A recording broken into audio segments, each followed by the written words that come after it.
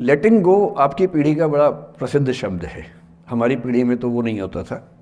हम तो उस पीढ़ी के उस क्षेत्र के लोग हैं। मैं हरियाणा से हूँ। पंजाब का असर हम पे रहा है ठीक ठाक। हिंदी भाषी हम लोग रहे हैं। अंग्रेज़ी हालांकि मैं बोल लेता हूँ, कोई चिंता की बात नहीं है, लेकिन हिंदी ही मेरी आत्मा की भाषा है। तो जब मैंने सोचा कि लेटिंग गो, मैंने अपनी टीम से पूछा क्या होता है लेटिंग गो। तो हमारी टीम में कुछ यंग लोग हैं, उन्होंने बताया कि सर ये बहुत महत्वपूर्ण चीज़ है, आप लोग नहीं समझेंगे, हमारी पीढ़ी के लोग समझते हैं इस चीज़ को। लेट गो का मतलब होता है कि छोड़ो, जाने दो। तो मैंने कहा अच्छा, ये तो हमारी पीढ़ी में भी होता था। हम इसके लिए शब्द कुछ और बोलते थे, जैसे मैनू की, तैनू की, छड्डो यार, अरे मटिया दो, अरे भाड़ में जाए, अरे देखा जाएगा, अरे देख लांगे। तो हिंदी हो, पंजाबी हो, हरियाणवी हो, बिहार में अरे मटिया दो, तो वहाँ मटिया दो बोल देते हैं। इसलिए अंग्रेजी भाषा में एक मुहावरा आ जाने से ऐसा थोड़ा है कि भारत के लोग उसके बिना काम चला रहे थे। यह भी काम चल ही रहा था लंबे समय से। तो फिर मैंने कहा ये टॉपिक ठीक है, और जिस उम्र के बच्चों को एड्रेस करना है, उस उम्र के बच्चे अक्सर इमोशनल टर्मोइल में रहते होंगे। यही उम्र है जब दिल लगता है, टूटता है, और करियर बनेगा नहीं बनेगा, फेलियर्स मिलते हैं। तो जिस उम्र में इमोशन सबसे ज़्यादा उठापटक करते हैं, उछल कूद मचाते हैं, एंग्जाइटी, डिप्रेशन, ये सब होता है, उस उम्र के बच्चों से बात करने के लिए सबसे मौजूद टॉपिक मुझे यही लगा, सबसे अच्छा टॉपिक यही लगा कि हम इसी पर बात करते हैं। मैं पहले डिस्क्लेमर्स लगा दूं, मैं मनोविज्ञान का अध्यापक नहीं हूं। मैंने साइकोलॉजी में ना एमए किया है, ना एमफिल, ना पीएचडी किया है, ना मैं मोटिवेशनल चीज़ें करने का कोई सर्टिफाइड अध्यापक हूं। मैं तो अपने जीवन के अनुभवों से, साहित्य से, दर्शन से, कानून से, पढ़ते पढ़ते जो मैंने सीखा, और बाकी उस सबसे ज़्यादा सीखा 50 साल के जीवन में, जिसमें से 25 साल का जीवन अध्यापन में और अपना उद्यम करने में खर्च हुआ। अनुभवों से बड़ा कोई गुरु नहीं होता, तो मैं अनुभवों से सीख के बातें करना पसंद करता हूँ। हालांकि हंसराज कॉलेज का खौफ इतना ज़्यादा होता है कि जब मुझे पता लगा कि मेरा टाइम फिक्स हो गया आने का, मैंने अपनी टीम से कहा कि यार लेटिंग गो भी कोई किताब है तो देखो देखो, मैं देख तो लूँ क्या होता है। तो 2 किताबें उन्होंने भेजी, बड़े भारी भरकम अंग्रेजी ऑथर्स की थी। तो मैंने 4-5 दिन पहले पढ़ना शुरू किया। 5-10 मिनट पढ़ के मुझे लगा कि उससे बात बनेगी नहीं, वो अलग ही टाइप की बातें थी, बड़ी थ्योरेटिकल सी बातें। तो मैंने कहा क्या थियरी में क्या रखा है, हम बच्चों से बच्चों की ज़ुबान में बात करेंगे, उसका मज़ा ज़्यादा है, क्यों थियरी में जाए। तो मैं जो कुछ भी अगले 1 आध घंटे में, मतलब 1 घंटा की, आधा घंटा की, 1.5 घंटा, वो मैं आपके चेहरे से अंदाज़ा लगा लूँगा। आप केवल चेहरे पे भाव ऐसे ले आइएगा कितना आप सुनना चाह रहे हैं। मैं तो अभ्यस्त हूँ, मैं 8 घंटे बिना ब्रेक के पढ़ाता हूँ जनरली, तो मैं तो अभ्यस्त हूँ सुबह से रात तक पढ़ाने के लिए। आप अपना देख लीजिए कितना आप सुनने की हालत में हैं। और ऐसा ना हो कि मैं अपनी स्पीच सुनने के लिए मोटिवेट करूँ आपको, वो मैं नहीं करूँगा, है ना। उससे अच्छा, उससे उससे उससे बेहतर ये है कि हम बीच में छोड़ देंगे, और मैं आपकी उम्र का भी ध्यान रखूँगा। छोटे छोटे बच्चे हैं, इतना टॉर्चर ठीक नहीं है, तो ध्यान रखेंगे। पर मेरा ख्याल है कि आपको मज़ा आएगा, क्योंकि आपकी उम्र से जुड़ी बातें हैं, आपको अच्छा लगेगा। मैं सबसे पहले 2 शब्दों में अंतर स्पष्ट करना चाहता हूँ। एक शब्द है गिव अप करना, एक है लेट गो करना। कभी कभी लगता है कि दोनों बातें एक जैसी हैं, पर दोनों बातें एक जैसी हैं नहीं। गिव अप करने का मतलब होता है हार मान लेना। मसलन आप कुछ कोशिश कर रहे हैं, जैसे मैं इसी एग्जांपल से बात करता हूँ। पलक ने कोशिश की कि मैं यहां पर आ जाऊं, कोशिश की। और मैं ये नहीं कहना चाह रहा कि मैं बहुत व्यस्त आदमी हूँ, लेकिन हाँ, व्यस्तताएं रहती हैं। मैं आजकल अवॉइड करता हूँ कि कहीं जाऊँ, क्योंकि पता नहीं पिछले 3 साल में ऐसा क्या हुआ, इन्विटेशंस इतने मुझे आने लग गए हैं। मैं 25 साल से पढ़ा रहा था, कोई पूछता भी नहीं था मुझे। ये कोविड में यूट्यूब में पता नहीं क्या हुआ है, अब पता नहीं कहाँ कहाँ से इन्विटेशन आते हैं। कुछ तो ऐसी जगह से आते हैं जिससे कोई दूर दूर तक मेरा संबंध ही नहीं है। कोई बड़ी कंपनी है, उस कंपनी का इन हाउस प्रोग्राम है, कह रहे वहाँ के मोटिवेट कर। तो मैंने कहा यार मैं कैसे मोटिवेट कर दूँ मैं। तो फिर अब हमने पॉलिसी बनाई है कि जितना कम हो सके उतना कम जाएं। रमा जी का आदेश तो मेरे सर माथे पर है, मेरी सीनियर है, मैं उनको मना नहीं कर सकता हूँ, लेकिन जनरली मैं कोशिश करता हूँ कि ना जाऊँ। अच्छा, मना करना खराब लगता है, तो हम क्या करते हैं कि धैर्य की परीक्षा लेते हैं, जैसे इनके लिए हमने सिंपल पॉलिसी है कि जब कोई बच्चा कहे आने के लिए, उसको बोलो कि सर 3 महीने फ्री नहीं है, 6 महीने फ्री नहीं है, 1 साल चंद्रमा पर गए हुए हैं। कुछ ऐसा वैसा बोल के टालो, किसी का दिल भी ना दुखे और मैं भी अपना समय बचा लूँ। तो हमने इनको बहुत परेशान किया, 3 बार 4, मतलब किया तो मेरी टीम के मेंबर ने, पर मेरे निर्देश पे किया, तो आप उनको मत कुछ कहिएगा, मैंने कहा सर। तो 3 बार 4 बार 5 बार टाला, नहीं हो पाएगा, कोशिश करेंगे, अच्छा देखते हैं, नहीं हो पा रहा है, ऐसे करके। अब इनके सामने 2 ऑप्शंस थे। एक ऑप्शन ये था कि हार मान लेती और अंत में बोलती कि चलिए कोई बात नहीं, दुख हो रहा है हमें, ये होता है गिव अप करना। एक दूसरा चांस भी होता है, दूसरा स्टैंड भी होता है कि कोई चीज़ आप हासिल करना चाह रहे हैं, आपको नहीं मिल रही। मसलन ये मुझे बुलाना चाह रही है, मैं नहीं आ रहा, मैं बिना बात के भाव खा रहा हूँ, नहीं आ रहा हूँ। और एक समय के बाद ये इस मूड में आ जाती कि भाड़ में जाओ, नहीं यार तो भाड़ में जाओ, तुम जैसे बहुत देखे हैं, एक ढूंढेंगे 100 मिल जाएंगे तुम्हारे जैसे, क्या समझते हो अपने आप को। और फिर मैं कहता मैं आना चाहता हूँ, कहते नहीं हम नहीं बुलाएंगे आपको। ये होता है लेट गो करना। क्यों किसी को इतना भाव देना है भाई? अगर कोई चीज़ नहीं हासिल हो रही तो भाड़ में जाए। क्यों किसी के लिए फ्रस्ट्रेशन झेलनी है, क्यों परेशान होना है? गिव अप करने में और लेट गो करने में इतना ही अंतर है कि आपने हार मान ली या आपने जेहन से निकाल दिया, दिमाग से ही निकाल दिया। किसी चीज़ को दिमाग से निकाल देना लेट गो करना है। किसी चीज़ के लिए कोशिश करते करते हार मान लेना और उस हार की फ्रस्ट्रेशन के साथ जीना गिव अप करना है। मुझे खुशी है कि आपकी मोटिवेशनल सोसाइटी के मेंबर्स कम से कम गिव अप नहीं करते। अच्छा वो लेट गो भी नहीं किया मुझे, वरना मेरा सम्मान बच गया। और ये अच्छा है कि इसी विषय पर हम बात करना चाह रहे हैं। मैंने इस बीच में ये भी सीखा कि आपकी उम्र के बच्चों को कुछ भी बताने का सबसे अच्छा तरीका है कहानियाँ सुनाना। और आपकी उम्र की बात नहीं है, लिंक्डइन पर आप भी शायद होंगे, मैं भी वहाँ पर हूँ, जो प्रोफेशनल्स का प्लेटफॉर्म सबसे अच्छा माना जाता है। मैंने देखा कि आजकल जो बड़ी बड़ी कंपनियों के सीईओ हैं या सीएक्सओस कहते हैं, सीएफओ है, सीटीओ है या सीएचआरओ है, जो चीफ ऑफिसर्स होते हैं किसी कंपनी के, उनके लिए स्पेशल कोर्सेज चलते हैं स्टोरी टेलिंग के। और उसमें मान लिया गया है कि अगर आप किसी कंपनी के सीईओ बनना चाहते हैं तो बेसिकली जो स्किल आपको आनी चाहिए वो स्टोरी टेलिंग की आनी चाहिए। आप कहानी सुना सकते हो। मैं सच्ची कहानियाँ सुनाना पसंद करता हूँ, झूठ बोलने से बचता हूँ। मैं आपको 3-4 छोटी छोटी कहानियाँ सुना रहा हूँ। ये सारी कहानियाँ सच्ची हैं, 1-1% सच्ची हैं, पर मैं किसी का नाम नहीं लूँगा। जिनकी कहानी है उनका नाम नहीं लूँगा, उनकी प्राइवेसी का मामला है। पर हाँ, सच्ची कहानियाँ हैं। अच्छी बात है कि इन कहानियों के किरदार हम लोग नहीं बने, ईश्वर करे हम कभी ना बने, लेकिन कहानियाँ सच्ची हैं। जब मैं दिल्ली आया था 1990 में, मैं हरियाणा के एक शहर से, भिवानी से दिल्ली आया था पढ़ने के लिए। मेरे ड्रीम कॉलेज में हंसराज भी एक था, पर मेरा संयुक्त से मेरा एडमिशन जाकिर हुसैन में हुआ। मेरे अंक ठीक थे, यहाँ हो सकता था, पर मैं तो नई दिल्ली स्टेशन पे उतरा, बाहर निकला, पता लगा वहीं एक कॉलेज है, वहीं एडमिशन ले लिया मैंने। तो लोगों ने कहा कि यार कैंपस बड़ा अच्छा होता है। मैंने यार क्या फ़र्क पड़ता है, कॉलेज कॉलेज होता है, छड्डो, यही छड्डो में सिखाने आया हूँ आप लोगों को। ठीक है, स्टेशन से निकले वहीं कॉलेज है, मैंने घर जाना होगा तो आराम से कॉलेज से निकल जाएंगे, क्या रखा है कैंपस में। पर मेरा एक दोस्त जो मेरे साथ ही आया था उसी शहर से, उसने एडमिशन हंसराज कॉलेज में लिया। मैं और वो स्कूल के डिबेटर्स थे। डिबेटिंग में हम लोग स्कूल टाइम से काफ़ी एक्टिव थे। डीयू में आए तो यहाँ भी एक्टिव रहे। डीयू में मैंने करीब 5 साल डिबेटिंग की और मेरा ख्याल है कि लगभग मतलब 300-400 डिबेट्स मैंने जीती होंगी डीयू में, कुछ हरी भी होंगी, लेकिन मैंने खूब डिबेट, वो मेरा दरअसल दाना पानी था, रोजी रोटी मेरी वही थी कॉलेज के दिनों में। घर से पैसे मैं लेता नहीं था, मिलते भी नहीं थे, लेना क्या था, मतलब ऐसी स्थिति भी नहीं थी उस समय मेरे घर में कि मिल सके। तो डिबेटिंग मेरा रोजगार था, एम्प्लॉयमेंट था मेरा, उससे काम चल जाता था आराम से। उसका भी चल जाता था, वो हंसराज से था, मैं जाकिर हुसैन से था। हम खूब डिबेट्स में मिलते थे। अक्सर ट्रॉफी या तो हम जीते थे या वो जीतता था, कोई भी जीते रूम पे ही आती थी क्योंकि हम रूममेट्स थे, एक साथ ही रहते थे।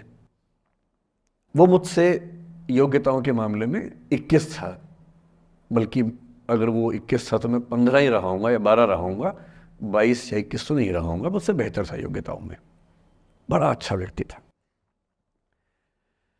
ग्रेजुएशन के बाद मैंने एमए हिंदी साहित्य में एडमिशन लिया, जबकि बीए ऑनर्स हिस्ट्री में किया था मैंने। उसने तय किया कि वो कुछ और करेगा, प्रोफेशनल कोर्स करेगा, नौकरी करेगा, तो वो चला गया दिल्ली से। मैं दिल्ली में रहा। फिर मैं एमए के बाद तैयारी करने लगा यूपीएससी की। तब तक मैं यूजीसी जेआरएफ कर चुका था। पहला अटेम्प्ट दिया, प्रीलिम्स हो गया। मेंस मेरा 96 के मेंस की बात कर रहा हूँ, मेंस शुरू होने वाला था, 2 दिन रह गए थे। करीब 10 दिन पहले वो मेरे पास आया हुआ था दिल्ली में, मिलजुल के अच्छे से बात करके गया था। उन दिनों उसका एक प्रेम संबंध कहीं हमारी ही एक मित्र के साथ चल रहा था। हम सब दोस्त थे, तो उनमें से 2 लोगों का आपस में का अफेयर था। मुझे नहीं पता क्या हुआ, लेकिन मेरे मेन एग्ज़ाम से 2 दिन पहले रात को 12 बजे एक फ़ोन आया और ये बताया गया कि मेरे दोस्त ने फंदा लगा के अपनी जीवन लीला समाप्त कर ली है। वो दिल्ली से दूर था कहीं, और जिस व्यक्ति के बारे में मेरी राय ये थी कि उतना जीवट वाला व्यक्ति कोई हो नहीं सकता, जो ज़िंदगी से हार सकता ही नहीं, जिसके होने से कई लोग हमेशा जीता हुआ महसूस करते हैं, वो चुपचाप एक बंद कमरे में ज़िंदगी से हार गया। मैं आज तक नहीं समझ पाया कि ऐसा कैसे हुआ। बाद में टटोला, उसके पेरेंट्स से बात हुई, भाई से बात हुई। उन्होंने उसकी याद में एक सोशल वर्क शुरू किया ताकि किसी और बच्चे को ऐसा न करना पड़े। तो जो हल्का हल्का अनुमान हुआ वो ये कि शायद कुछ ऐसा था रिलेशनशिप में जो नहीं संभल पाया था, और रिश्ता टूट ना जाए इसका दबाव बहुत ज़्यादा था, और वो दबाव झेल नहीं पाया। इस उम्र में ऐसा फेज़ आता है, कई बार आता है। ये एक कहानी है, हंसराज कॉलेज से ही जुड़ी है, इसलिए मैंने सोचा कि वहीं से बात शुरू करूँ। नाम जैसा कि मैंने कहा मैं नहीं बताऊंगा, तो नाम बताने का मतलब भी नहीं। और वो जिसकी मैं कहानी सुना रहा हूँ, आप लोगों के जन्म से पहले की बात है। आप तो सब 21वीं सदी वाले बच्चे होंगे ना, जेन ज़ी होंगे आप सब लोग, तो ये तो बहुत पुरानी बात है। एक दूसरी कहानी सुनाता हूँ। मैं आपको 2-3 कहानियाँ सुनाऊंगा, फिर उन सबका सार निकाल लेंगे एक साथ हम लोग। दूसरी कहानी ये है कि जब मेरा सिलेक्शन हो गया 97 में, मतलब 96 अटैम्प्ट में पहली बार में मेरा सिलेक्शन हो गया था, मैं एक्सटेंशन लेके तैयारी कर रहा था, और डीयू में मैं पढ़ा भी रहा था उस समय। तब मैं शायद डीएवी कॉलेज में था या अग्रसेन, मैं 2 जगह पढ़ाया डीयू में, तो उनमें से किसी कॉलेज में पढ़ा रहा था उस समय में। तो उस समय एक लाइब्रेरी है कैंपस में ही, सेंट्रल रेफरेंस लाइब्रेरी, आप जानते होंगे, CRL बोलते हैं, जो विवेकानंद जी की स्टैच्यू है उसके सामने ही वो लाइब्रेरी है। उस लाइब्रेरी में नीचे सब बैठ के पढ़ते हैं, और टॉप फ्लोर पे रिसर्च फ्लोर है जहाँ एमफिल PhD वाले बच्चे पढ़ते हैं। मैं उस समय शायद PhD कर रहा था या एमफिल खत्म हुई थी, वहीं बैठता था, पढ़ता था रोज़।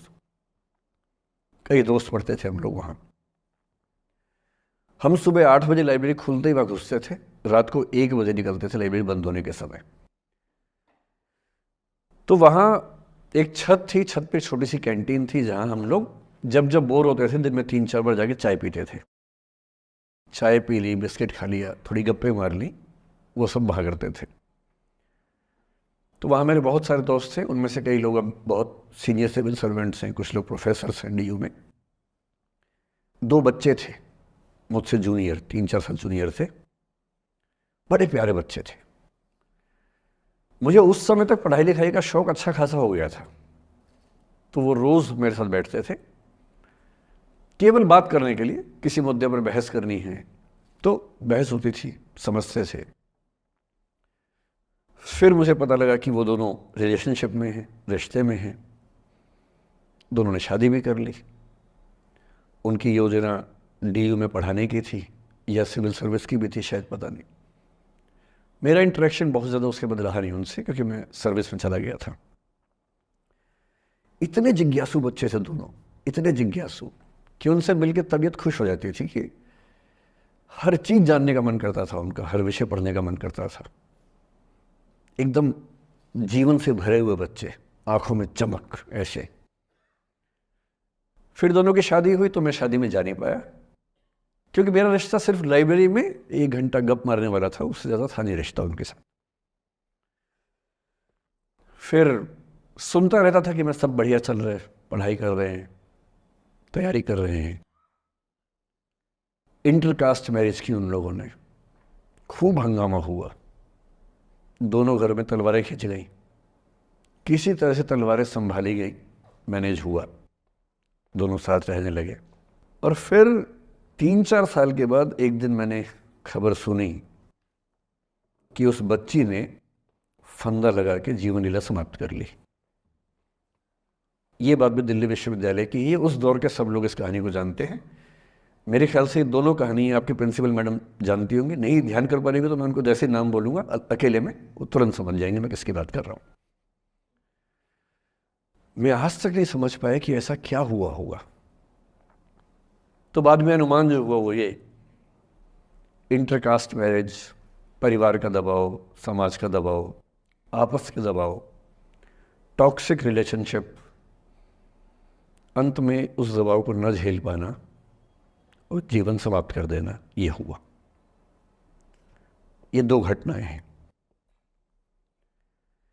एक तीसरी घटना ये है कि दिल्ली में आज से 25 साल पहले घटना घटी। आप लोग तब बस पैदा हुए होंगे, घुटनों में चल रहे होंगे, या उससे 5-7 साल पहले की बात रही होगी। ये घटना दिल्ली के सब सीनियर लोग जानते हैं, जिनकी उम्र 35-40 साल है वो सब जानते हैं इस घटना को। मोबाइल फ़ोन में वीडियो नया नया आया था उस समय। अब तो आपके हर फ़ोन में वीडियो है, अब तो सामने भी है, ताकि आप वैसा वाला मुंह बना के सेल्फी खिंचवा सके। पाउट बोलते हैं ना, मैं उसको देसी भाषा में सूअर जैसा मुंह बोलता हूँ, और वैसा ही बनता भी है, क्यूट क्यूट सा सूअर जैसा मुंह बना के लोग सेल्फी खिंचवाते हैं, उसको बोलते हैं पाउट। तब तो कैमरा फ़ोन में पहली बार आया था, तब लोग अभ्यस्त नहीं थे। अब जैसे आप लोग कितने अभ्यस्त होंगे, हम भी होने लग गए। अब हम किसी से बात करते हैं तो हम ये एज्यूम करके चलते हैं कि उसने फ़ोन में कुछ ना कुछ ऑन कर रखा होगा, या तो आवाज़ रिकॉर्ड करेगा या वीडियो बनाएगा। तुम कितने केयरफुल होकर बोलते हैं, कितने कॉन्शियस रहते हैं। और सर्विलांस सोसाइटी की सबसे बुरी बात यह है कि हम हमेशा चौकन्ने रहते हैं, हम सहज हो ही नहीं पाते। सहज रूप से 2 लोग बात कर लें, हो ही नहीं पाता। तो मैं तो अपने ऑफिस में कई बार ऐसा करता हूँ, जब हम 3-4 लोग बैठते हैं इनफॉर्मल बातचीत के लिए, हम सब अपना अपना फ़ोन कमरे के बाहर छोड़ के आ जाते हैं, फिर 2 घंटे बात करते हैं, इस भय से मुक्त होके कि कहीं कोई रिकॉर्ड तो नहीं कर रहा। ये हालत है आज की। उस ज़माने में तो फ़ोन थे। मोबाइल फ़ोन आया था भारत में लगभग 1995 के आसपास पहली बार।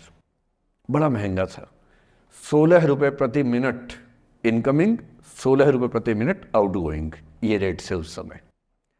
और फ़ोन वो थे जिनसे आप कील भी ठोक सकते हैं, वैसे वाले फ़ोन थे, बटन वाले फ़ोन थे। नोकिया एक कंपनी थी, उसके फ़ोन हुआ करते थे। उसके 4-5 साल के बाद क्या हुआ, पहली बार किसी कंपनी ने फ़ोन में कैमरा लगा दिया। ये बात उस समय के लोग नहीं समझते थे। जब भी नई तकनीक आती है उसको समझने में टाइम लगता है। जो पहले समझते हैं फ़ायदा उठा लेते हैं, जो थोड़ा लेट समझते हैं वो उसका नुकसान उठाते हैं। उस समय दिल्ली के एक प्रसिद्ध स्कूल में 11वीं-12वीं क्लास के 2 बच्चों में आपस में कोई रिलेशनशिप रही होगी। वो दोनों किसी ऐसी सिचुएशन में थे जो सिचुएशन बहुत ही प्राइवेट किस्म की थी, बहुत निजी किस्म की थी, जिसको पब्लिक नहीं कर सकते। कुछ फिजिकल रिलेशनशिप जैसा मामला था। उस दुष्ट लड़के ने लड़कों के इतिहास को कलंकित, लड़कों का इतिहास वैसे भी कलंकित ज़्यादा है, उसे और कलंकित करते हुए उस पूरे सिचुएशन का वीडियो बना लिया। ऐसे मामलों में दुर्भाग्य है, मैं लड़का हूं इसलिए लड़के पवित्र थोड़ा ना हो जाएंगे। लड़का है, इतिहास कलंकित तो है,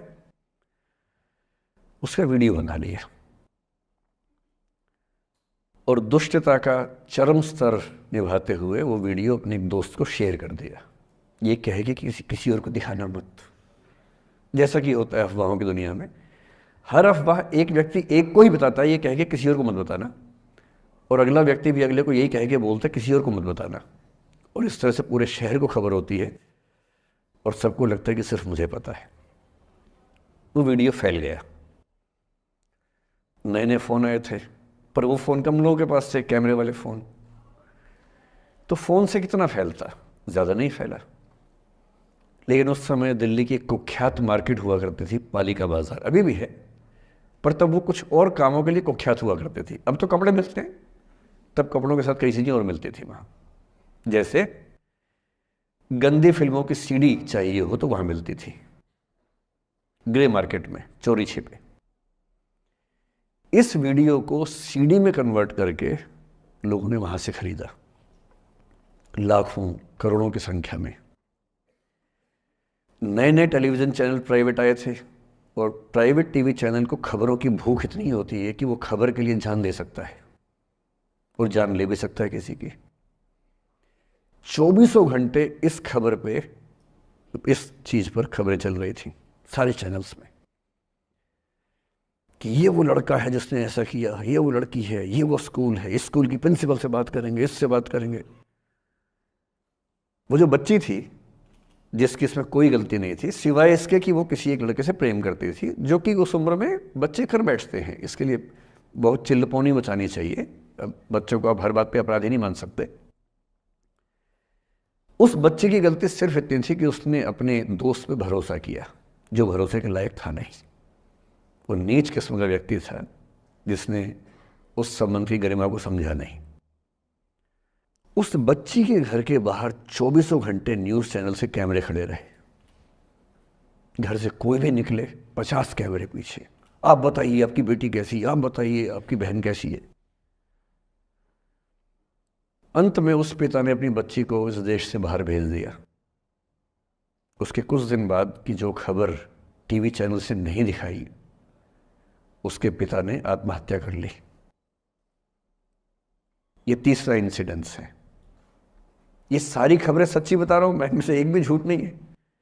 झूठी कहानियों से मोटिवेशन दिया जा सकता है, मैं जानता हूं, पर जब सच्ची कहानियां हैं तो मैं झूठ क्यों बोलूं? सारी सच्ची कहानियां बता रहा हूं मैं आपको। एक चौथी कहानी जो आप में से कई लोगों की होगी। मेरा एक स्टूडेंट है, सिविल सर्वेंट है, सीनियर लेवल पे है, करीब 40 साल का है। उसने आज तक शादी नहीं की। क्या उसकी शादी करने की इच्छा नहीं थी? पूरी इच्छा थी। फिर क्यों शादी नहीं की? भाई कुछ लोग तो होते हैं कि शादी करनी ही नहीं, कोई मिशन है। योगी जी हैं, मोदी जी हैं, ठीक है, उनका तो मिशन है। ममता जी है, उनका मिशन है। पर जिसका जीवन में ऐसा कोई मिशन नहीं है और जिसको प्रेम करने का मन भी करता हो, वो तो शादी करता है आमतौर पे। उसने शादी क्यों नहीं की जानते हैं? जब वो 25-26 की उम्र में था, जब वो मेरा विद्यार्थी भी था, एक दिन मेरे पास आके बोला कि सर एक बात करना चाहता हूँ। मुझसे मेरे स्टूडेंट्स ऐसी बातें खूब करते हैं पर्सनली आके, अब तो मैं टाइम कम दे पाता हूँ, पहले तो ये सब होता रहता था क्लास के अलावा। एकदम रोता हुआ आया, आंखों में आंसू भरे हुए बहुत सारे। मैंने क्या हो गया भाई? तो फिर उसने किसी का नाम बताया कि सर वो ही मेरी स्टूडेंट थी, कि सर उसके साथ रिलेशनशिप थी, उसने धोखा दिया है मुझे। अच्छा, धोखा देने वाली कहानियाँ मुझे बहुत अपील नहीं करती। मेरा मानना है कि दोनों पक्षों की गलतियाँ होती हैं। आप केवल अपने पर्सपेक्टिव से सोच सोच के धोखा करते रहते हैं, ऐसा थोड़ा ना होता है भाई। कुछ तो मजबूरियाँ रही होंगी, कोई यूं ही बेवफा नहीं होता, कुछ तो वजह होगी ना। आप थोड़ा उसकी वजह, उसका भी तो, उसकी कहानी भी तो सुनिए। और मैं जब जब दोनों कहानियाँ सुनता हूँ मुझे लगता है कि मामला ग्रे है। आप किसी एक पे उंगली उठा ही नहीं सकते कि इसने ऐसा किया। दोनों की गलतियाँ होती हैं, ऐसा थोड़ा ना कि एक की होती है। बहरहाल इन भाई साहब को ऐसा लगा कि धोखा हो गया उनके साथ। तो मैंने कहा चलो कोई बात नहीं यार, हो गया तो हो गया, तू नहीं कोई और सही, ऐसा क्या है। इतनी बड़ी दुनिया है, 8 अरब की आबादी अब है, उस समय भी 6-7 अरब तो थी। मैंने कहा 3.5 अरब 350 करोड़ में कोई तो होगी तुम्हारे लिए, ऐसा क्या है, कोई और देखेंगे। पर वो थोड़ा ज़्यादा सेंटिमेंटल था उस समय। धीरे धीरे पता नहीं उसके मन में क्या बैठ गया, उसके मन में ये बैठा कि दुनिया की सारी लड़कियां धोखेबाज होती हैं। ऐसे मूर्खों की कमी नहीं है दुनिया में, ऐसे बहुत मूर्ख हैं। दर्शन की दुनिया में इसे अवैध सामान्यीकरण कहते हैं, इलिसिट जनरलाइजेशन। इसका मतलब बहुत छोटे सैंपल के बेस पे ये समझ लेना कि ये थियरी पूरे ब्रह्मांड पर लागू होती है। एक लड़की ने धोखा दिया, मान लीजिए धोखा दिया, धोखा इसने दिया कि उसने दिया कि किसी ने दिया, जो भी कहानी हो, एक सैंपल से ये मान लेना कि सब ऐसे होते हैं, और उसके बाद से उसने कम से कम 10 बार कोशिश की, 10 लोगों से मिला, बातचीत की शादी के लिए। डेटिंग तो क्या करेगा 40 की उम्र में, लेकिन हाँ बातचीत करके देखा कि शायद रुचियाँ मिल जाएं, स्वभाव मिल जाए तो शादी के बारे में सोचें। हर बार 3 4 5 मीटिंग के बाद वापस हट जाता है। अब तो मैंने पूछना बंद कर दिया है। जब तक मैं पूछता था, बोलता था कि सर 3 4 मीटिंग के बाद लगता है कि ये भी वैसी ही है। मैंने कहा भूल जाओ भाई, उससे भूल जाओ, बात खत्म हो गई। उसके बच्चे घूम रहे हैं आजकल स्कूल में, अब तुम कम से कम शादी तो कर लो। वो भाई साहब आज तक अकेले हैं, और अब तो बाज़ार में मूल्य भी कम हो गया उनका, अब विकल्प भी ज़्यादा नहीं मिलते हैं। अब जो विकल्प मिल रहे हैं वहाँ उसकी रुचि और कम हो गई है। तो पूरी संभावना है कि वो जीवन अकेले ही गुजरेगा अब उसका। एक अंतिम एग्जाम्पल देके फिर मैं निष्कर्ष की तरफ बढ़ूंगा। मैं एक आईएएस ऑफिसर को जानता हूँ, 2 आईपीएस को जानता हूँ, बहुत योग्य लोग, देश के सबसे अच्छे संस्थाओं से पढ़े हुए लोग, प्रॉपर आईएएस प्रॉपर आईपीएस में नौकरी करने वाले लोग, और इन तीनों ने अपना जीवन समाप्त कर लिया नौकरी में रहते हुए। क्यों? क्योंकि नौकरी और घरेलू जो दुविधाएं थी उनको झेल नहीं पा रहे थे, ना झेल पा रहे थे, ना भूल पा रहे थे। लेट गो नहीं कर पाए तो गिव अप कर दिया। और इसलिए मुझे अक्सर लगता है कि जितनी चीज़ें हम सिखाते हैं बच्चों को, हिस्ट्री, इकोनॉमिक्स, लिटरेचर, वो सब ठीक है, उनका भी महत्व है। शायद उससे ज़्यादा महत्व इस चीज़ का है कि ये समझें कि अपने इमोशंस को कैसे मैनेज करना है। जब जीवन में ऐसा लगे कि सब खत्म हो गया है, जब जीवन में लगे कि बहुत टॉक्सिक किस्म की लाइफ हो गई है, उससे बाहर कैसे निकलें, शायद ये सबसे महत्वपूर्ण लेसन होता है जो हम सबको सीखना चाहिए। मैंने कहीं से सीखा नहीं है, ना मैंने ऐसी किताबें पढ़ी हैं। हालांकि मैंने 2 किताबें मंगवाई हैं पिछले हफ्ते, पढ़ी नहीं है अभी तक, तो मैं किताबों के बेस पे नहीं जानता कैसे सीखते हैं, लेकिन ज़िंदगी से तुम सीख सकते हैं। इन कहानियों का सबका एक ही सार है, वजह अलग अलग है। एक व्यक्ति ने इसलिए अपना जीवन समाप्त किया कि वो रिश्ता उसके हाथ से छूट रहा था। एक ने इसलिए जीवन समाप्त किया कि रिश्ता बन गया था पर समाज के दबाव, घर के दबाव मैनेज नहीं कर पाए। एक ने ज़िंदगी भर शादी नहीं की सिर्फ इसलिए कि वो पुरानी यादों को भूल नहीं पाया। अरे एक बार गलती हो गई तो हो गई, आगे तो संभावना जीवन में है भाई, क्यों इतना हावी रखना उसी दिमाग के ऊपर। कुछ लोग देश की सबसे अच्छी नौकरी में होकर हर पैमाने पर सफलता की हर कसौटी पे खरा उतरने के बाद जीवन नहीं बचा पाए, क्योंकि दूसरों की नज़र में आप बहुत सफल हो जाए, अपनी नज़र में शून्य हो, तो फिर जीवन कैसे बने, जीवन कैसे बचे। इन सारी कहानियों का मूल भाव एक ही है, अगर आप खुद को हैंडल नहीं कर सकते तो दुनिया को क्या हैंडल करेंगे। दुनिया को हैंडल करने से पहले खुद को हैंडल करना सीखना पड़ता है, और उसका सबसे आसान जो रामबाण उपाय है उसको बोलते हैं द आर्ट ऑफ लेटिंग गो, जाने दो। वो अफसाना जिसे अंजाम तक लाना न हो मुमकिन, उसे एक खूबसूरत मोड़ देकर छोड़ना अच्छा। साहिर ने लिखा। प्रेम की दुनिया के बारे में साहिर से अच्छा कौन लिखेगा। तारुफ समझते, तारुफ मतलब परिचय, इंट्रोडक्शन। कहते तारुफ रोग बन जाए तो उसको भूलना बेहतर। अरे परिचय हुआ किसी से, आपकी भाषा में इंट्रो हुआ, यही बोलते हो ना आप लोग, इंट्रो हो गया, इंट्रो हुआ, दोस्ती हुई, बाद में लगा रहे यार ये तो ऊट पटांग आदमी है या ऊट पटांग लड़की है, छोड़ो फिर, ऐसा क्या लोड लेना है। तारुफ रोग बन जाए तो उसको भूलना बेहतर, ताल्लुक बोझ बन जाए तो उसको तोड़ना अच्छा। वो अफसाना जिसे अंजाम तक लाना न हो मुमकिन, उसे एक खूबसूरत मोड़ देकर छोड़ना अच्छा। बस करना यह है कि खूबसूरत मोड़ दे के छोड़ना है, हाथ में तेजाब की बोतल लेके नहीं। और आज की पीढ़ी का ये समझना बहुत ज़रूरी है कि छोड़ना भी अच्छे तरीके से हो सकता है। तो मैं उस बात पर आऊँ उससे पहले थोड़ा संक्षेप में समझा दूँ। मुझसे कुछ बच्चों ने पूछा इस बीच में कि जितना आसानी से आप बोल रहे हैं, क्या सच में इतना आसान होता है? कैसे छोड़ें उन चीज़ों को जो मन पर हावी हैं, उन इमोशंस के टर्मोइल को, उन इमोशंस की इंटेंसिटी को कैसे मैनेज करें? क्या सच में इतना आसान होता है? आसान तो नहीं होता है। मेरी उम्र में आसान है, आपकी उम्र में आसान नहीं होता है। मेरी उम्र में क्यों आसान है? क्योंकि ये सारा खेल हार्मोन्स का है, ये सारा खेल केमिस्ट्री का है। हम सब दरअसल बहुत सारे केमिकल्स, जिनमें से कुछ का नाम हार्मोन्स हैं, उन केमिकल्स और हार्मोन्स के बहुत सारे इंटरेक्शंस के रिजल्ट हैं।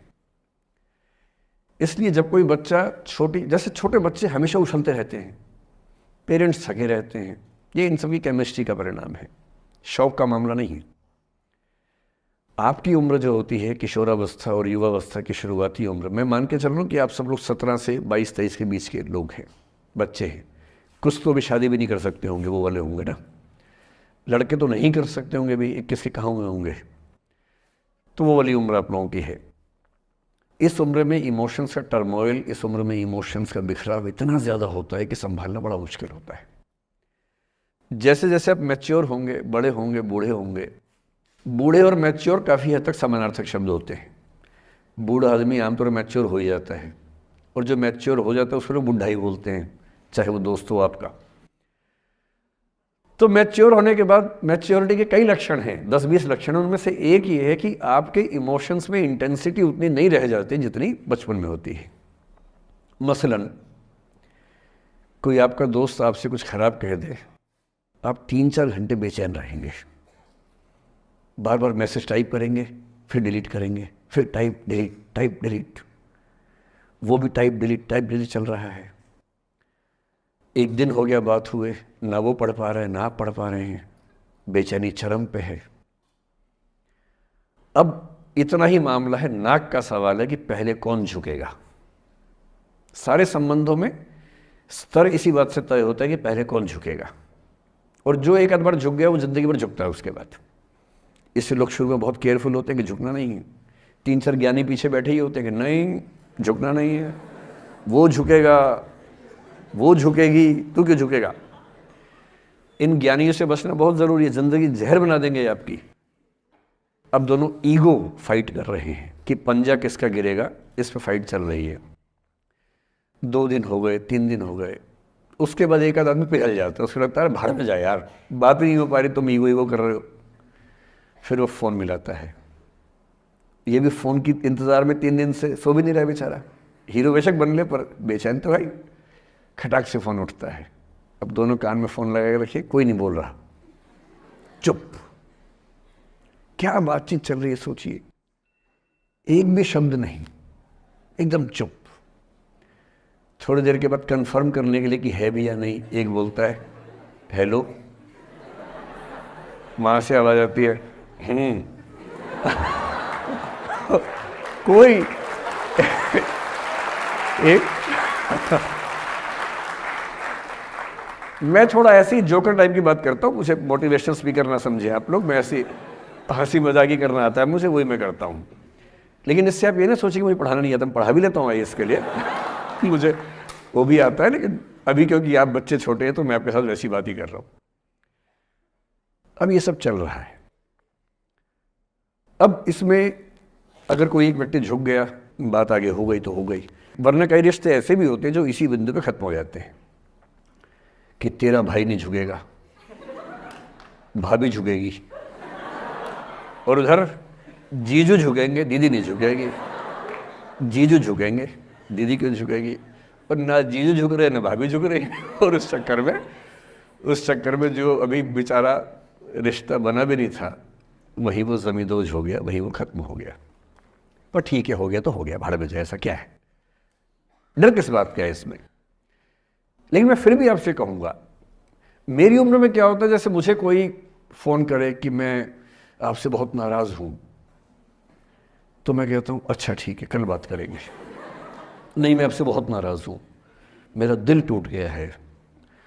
मैं कहता हूँ देखो मुझे नींद आ रही है अभी, let me sleep, we will talk tomorrow, you just do one thing, write down all the points and we will discuss in the morning. When I come to office, you come to my cabin and we will discuss. Don't worry, I'll find out the solution for you. कह रहे हैं आप कैसी बात कर रहे हैं, मैं ना सो पा रहा हूँ ना मैं जाग पा रहा हूँ। तो मैंने कहा दैट इज योर प्रॉब्लम। मैं तो सो भी रहा हूँ जाके, ये तो कोई दिक्कत नहीं हुई भाई।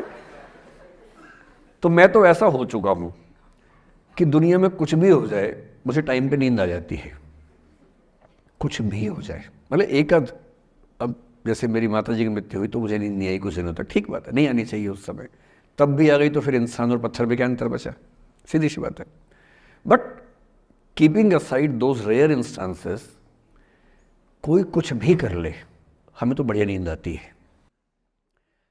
और मैं ये कहना चाह रहा हूं, मैंने ये सीखा है अपने पिताजी से, और सीख सकते हैं इसको, ये केवल तुक्के की बात नहीं है, सीख सकते हैं। मेरे जो पेरेंट्स हैं, पिताजी और माँ, वो एक अनूठा कॉम्बिनेशन है। अच्छा, किसी शादीशुदा जोड़े से अकेले में बात करके देखिए, जब वो कंफर्टेबल हो आपके साथ, आप उनको बोलिए कि मुझ में और मेरी पत्नी में या मुझ में और मेरे पति में ज़्यादा चीज़ें मैच नहीं होती हैं। सीरियस होकर बोलना, मजाक के मूड में नहीं, सीरियस मुंह बना के बोलिए, थोड़ा भरोसे में लेके। दुनिया का हर जोड़ा आपसे बोलेगा आप में तो फिर भी कुछ मैच होता है, हम में तो कुछ मैच नहीं होता, एक भी मैच, सारे जोड़े ऐसे ही चल रहे हैं। सबको लगता है कि उसका घर बढ़िया चल रहा है, मेरा ही ठीक नहीं चल रहा, क्योंकि उसका घर आपने फेसबुक पे देखा है, अच्छी अच्छी फोटो देखी हैं। 24 घंटे में से जो 2 अच्छे मिनट आए थे, उसमें ली गई 25 फोटो में से बेस्ट फोटो फेसबुक पे आई थी। और अपने घर में आप बाकी 24 घंटे में से 2 मिनट छोड़ के बाकी देख रहे हैं। तो दूसरे का घर हमेशा अच्छा लगता है कि यार लाइफ हो तो उनके जैसी हो। तो हमारे माता पिता भी स्वभाव उनका भी थोड़ा अलग रहा, सबका है, हमारा भी है। तो मेरे पिताजी हैं मस्त मौला आदमी, जैसे कबीरदास से एकदम फक्कड़ मस्त मौला आदमी, भाड़ में जाए दुनिया उस मूड में रहते हैं, नुकसान हो जाए भाड़ में जाए। गीता का सार उन्होंने अपने मन में बिठा लिया है। उनका बड़े से बड़ा नुकसान हो जाता है तो क्या बोलते हैं, हमारा क्या था जो लाए थे, जो लिया यहीं से लिया, जो दिया यहीं दिया, साथ लेके क्या जाना है, बात खत्म, कोई टेंशन ही नहीं उनको। और बाकी सब लोग टेंशन में कि अब क्या करें, ये हो गया वो हो गया, कैसे मैनेज करें। मेरी माँ को तनाव हो जाता था, और जब पिताजी ऐसी हो तो माँ को तनाव होगा, सीधी सी बात है। अगर माँ वैसी होती पिताजी तनाव में रहते हैं, तो सामान्य बात है। जब घर में एक व्यक्ति मस्त मौला हो तो बाकी लोग तनाव तो फिर बांटेंगे ना आपस में। वो बड़ा तनाव में रहती थी, उनको घर की चिंता, बच्चों की चिंता बहुत सताती थी।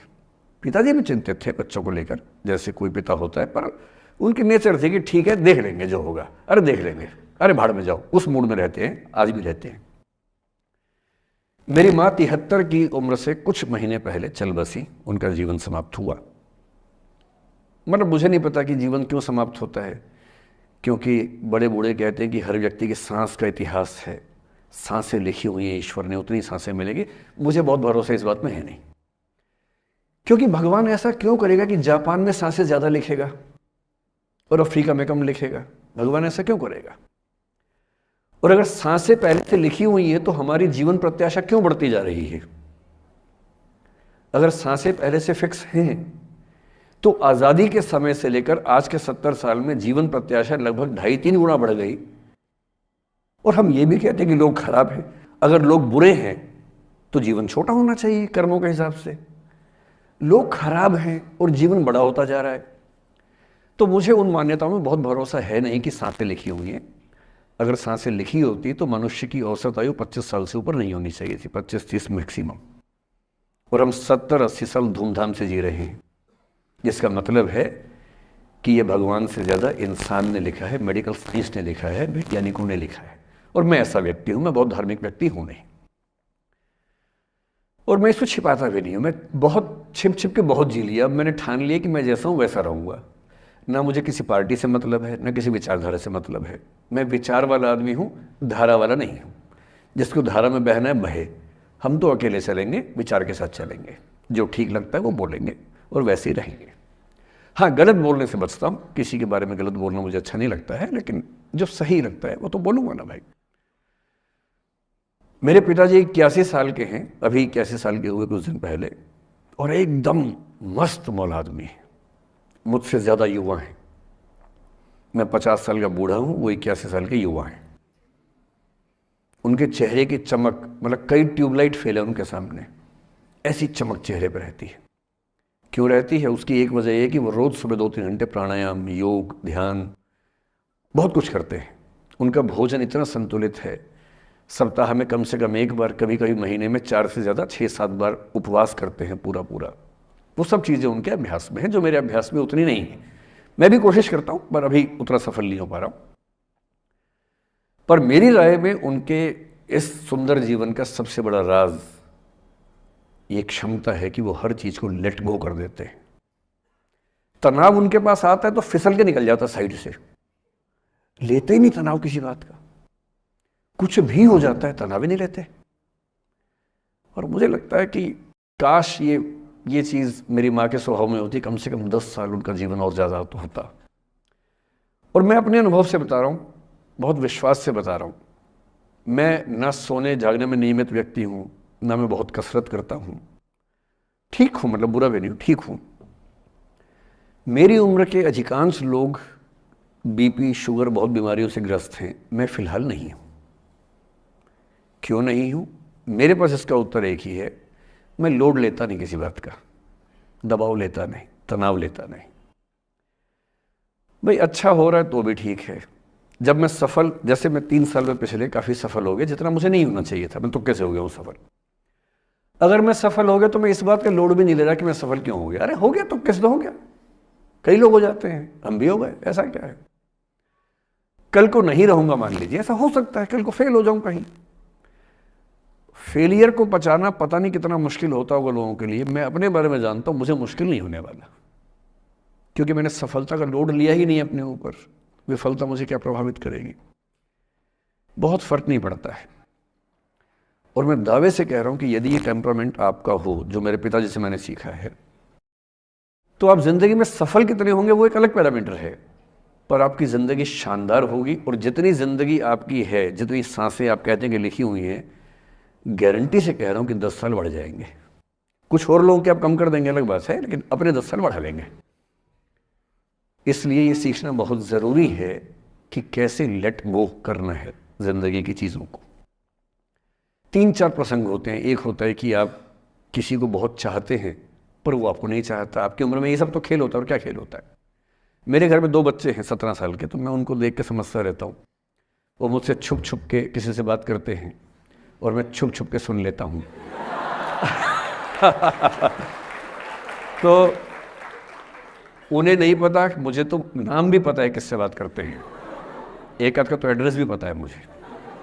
और मैं तो बच्चों को बोलता हूँ कभी जाना वाना हो तो मैं ले चलूँगा, चिंता मत करना, बोल देना कि ड्राइवर साथ में आया है, टेंशन मत लेना। तो मेरे तो बच्चे मेरे दोस्त हैं, मैं तो बड़ा दोस्ती के भाव में रहता हूँ। मेरा एक ही बेंचमार्क है कि वो जिस उम्र में जैसे हैं मैं कैसा था, और वो मुझसे अच्छे चल रहे हैं। उससे ज़्यादा उम्मीद मुझे करने में नहीं चाहिए। मैंने जो कुकृत्य 8वीं क्लास में किए थे उन्होंने 11वीं क्लास में किए, तो बहुत है। मैं ये क्यों मान के चलूँ कि वो देवी देवता पैदा होंगे? मेरे ही तो बच्चे हैं भाई। जीन तो मेरे ही है, तो कैसे देवी देवता हो जाएंगे? तो ज़्यादा उम्मीदें क्यों पालनी है बच्चों से भी? मैं क्यों चाहूँ कि मेरा बच्चा IAS जॉब करे? क्यों करे? वो IAS भी क्यों करे? उसका मन करेगा तो करेगा, नहीं करेगा तो भाड़ में है। अगर वो कहेगा कि मुझे स्टार्टअप करना है, स्टार्टअप कर लो भाई। अगर वो कहेगा मुझे कुछ और नौकरी करनी है प्राइवेट सेक्टर में, तो वो कर लो। मैं क्यों ठेकेदार बनूं उसका भाई? मैं क्यों ये चाहूँ कि वो मेरे रास्ते पर चले, मुझसे बेहतर बने? ये सब बेकार की बातें हैं। और पेरेंट्स, आज तो बच्चों से बात कर रहा हूँ, जैसे मैं पेरेंट्स से बात करता हूँ उनकी बहुत क्लास लगाता हूँ कि पेरेंट होना और बच्चे का दुश्मन होना कई बार बराबर हो जाता है। और यदि आप नहीं चाहते कि आप बच्चों के दुश्मन बने, बहुत सारे लोग मन ही मन में पेरेंट्स से नफरत करते हैं, माँ बाप से नफरत करते हैं, क्योंकि माँ बाप ने पेरेंटहुड का धर्म ठीक से निभाया नहीं। उन्होंने इतनी इच्छाएं थोपी, इतने दबाव बनाए कि बच्चों को ज़िंदगी के कई फैसले इस दबाव में करने पड़े कि मेरे पेरेंट्स ये चाहते हैं, वो बन ही नहीं पाए जो वो थे। और दुनिया में सबसे बुरी स्थिति है वो न हो पाना जो आप हैं।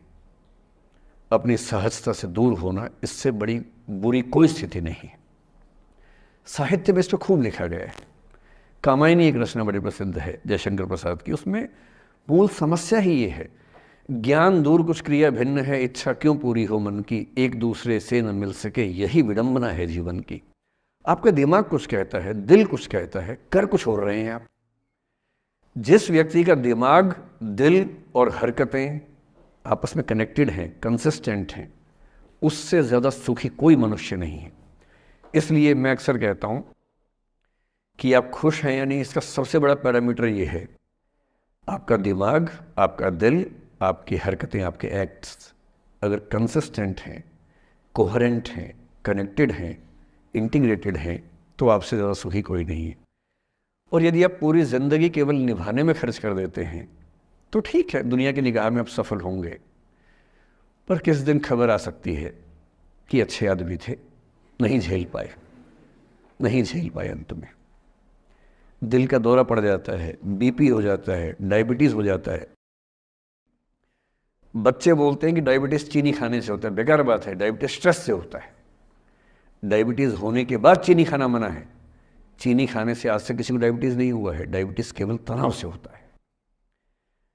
तनाव पहले ही दुनिया में इतने सारे हैं, नौकरी के तनाव, कितने झंझट दुनिया में हैं, उसके ऊपर से अपने स्वभाव से दूर होने का तनाव कितना बड़ा तनाव है, क्यों पालना चाहिए। तो मैं कुछ सूत्रों में आपको बात बताता हूँ। इस उम्र में आप कितना उसको फॉलो कर पाएंगे मुझे नहीं पता, लेकिन कोशिश करेंगे तो कुछ तो फ़ायदा हुआ ही। पहला सूत्र मेरा आप लोगों के लिए ये है कि जब आप किसी को पसंद करें और वो आपको पसंद ना करे तो टेंशन नहीं लेनी है, तेज़ाब तो नहीं उठाना है।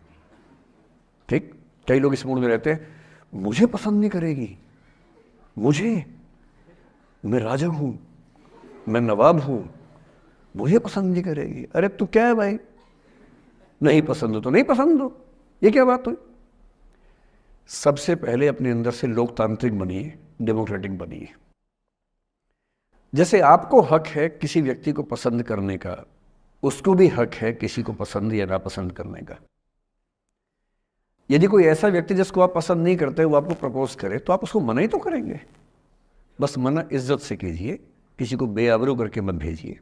ये नहीं कि अच्छा तुम शीशा देखा है कभी, रुको आईना मेरी जेब में लो, ऐसे नहीं करना है।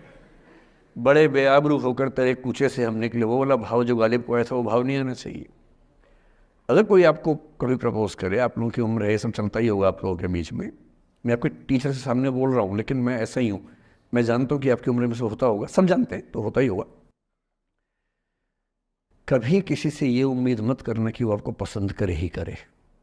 यदि कोई रिजेक्ट करे, बस हाँ, रिजेक्शन थोड़ा प्यार से होना चाहिए, बदतमीजी से नहीं होना चाहिए।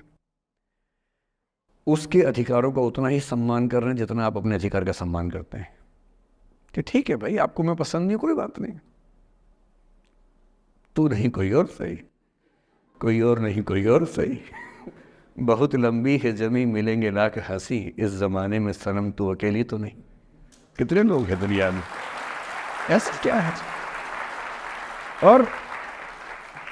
और मैंने बहुत प्यारे प्यारे बच्चों को देखा रोते बिलखते हुए कि मैंने उसको प्रपोज किया, उसने मुझे मना कर दिया। अंकल, छोटे छोटे बच्चे आजकल मुझे लव गुरु मानते हैं अपने आसपास, वो मेरे पास आके ऐसी ऐसी बातें बताते हैं बड़ी क्यूट तोतली आवाज़ में, मैंने उसको प्रपोज किया, उसने मुझे ऐसे वाली आवाज़ में एकदम रोते बिलखते हुए। तो मैं बोलता हूँ बधाई हो बहुत बहुत तुम्हें, कॉन्ग्रेचुलेशंस। मैंने अपनी ज़िंदगी में ऐसे 50 मामले देखे और 50 में से कम 49 मामले में जब कहीं दिल नहीं लगा, बाद में उससे बेहतर ही व्यक्ति मिला।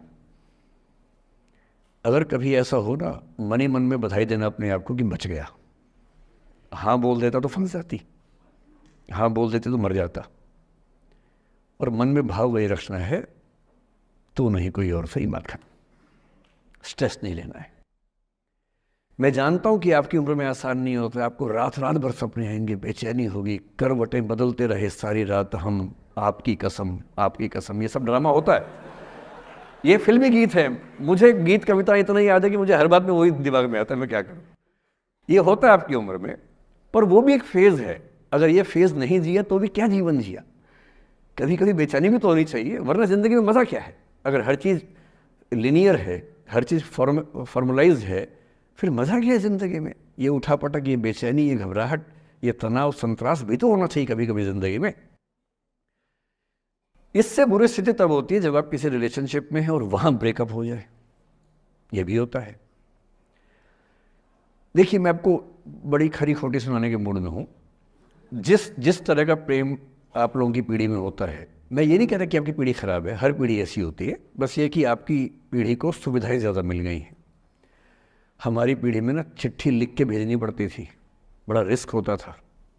चिट्ठी लिखो कागज़ पे, फिर एक डाकिया ढूंढो भरोसे का, तो भरोसे वाला कुरियर बॉय या कुरियर गर्ल जाके चिट्ठी वहीं दे के आए जहाँ हमने कहा है। ये भी डाउट कहीं किसी और को दे के आ जाए। या कबूतर से बात करो, कबूतर जा जा जा, पहले प्यार की पहली चिट्ठी साजन को दिया। कबूतर का क्या भरोसा किसको दे के आ जाए। लेकिन कितना तनाव था उस ज़माने में। आपके ज़माने में क्या है, सीधे व्हाट्सएप निकाला, खटाक से भेज दिया मैसेज, और नंबर किसी से मांग लिया 1 सेकंड में।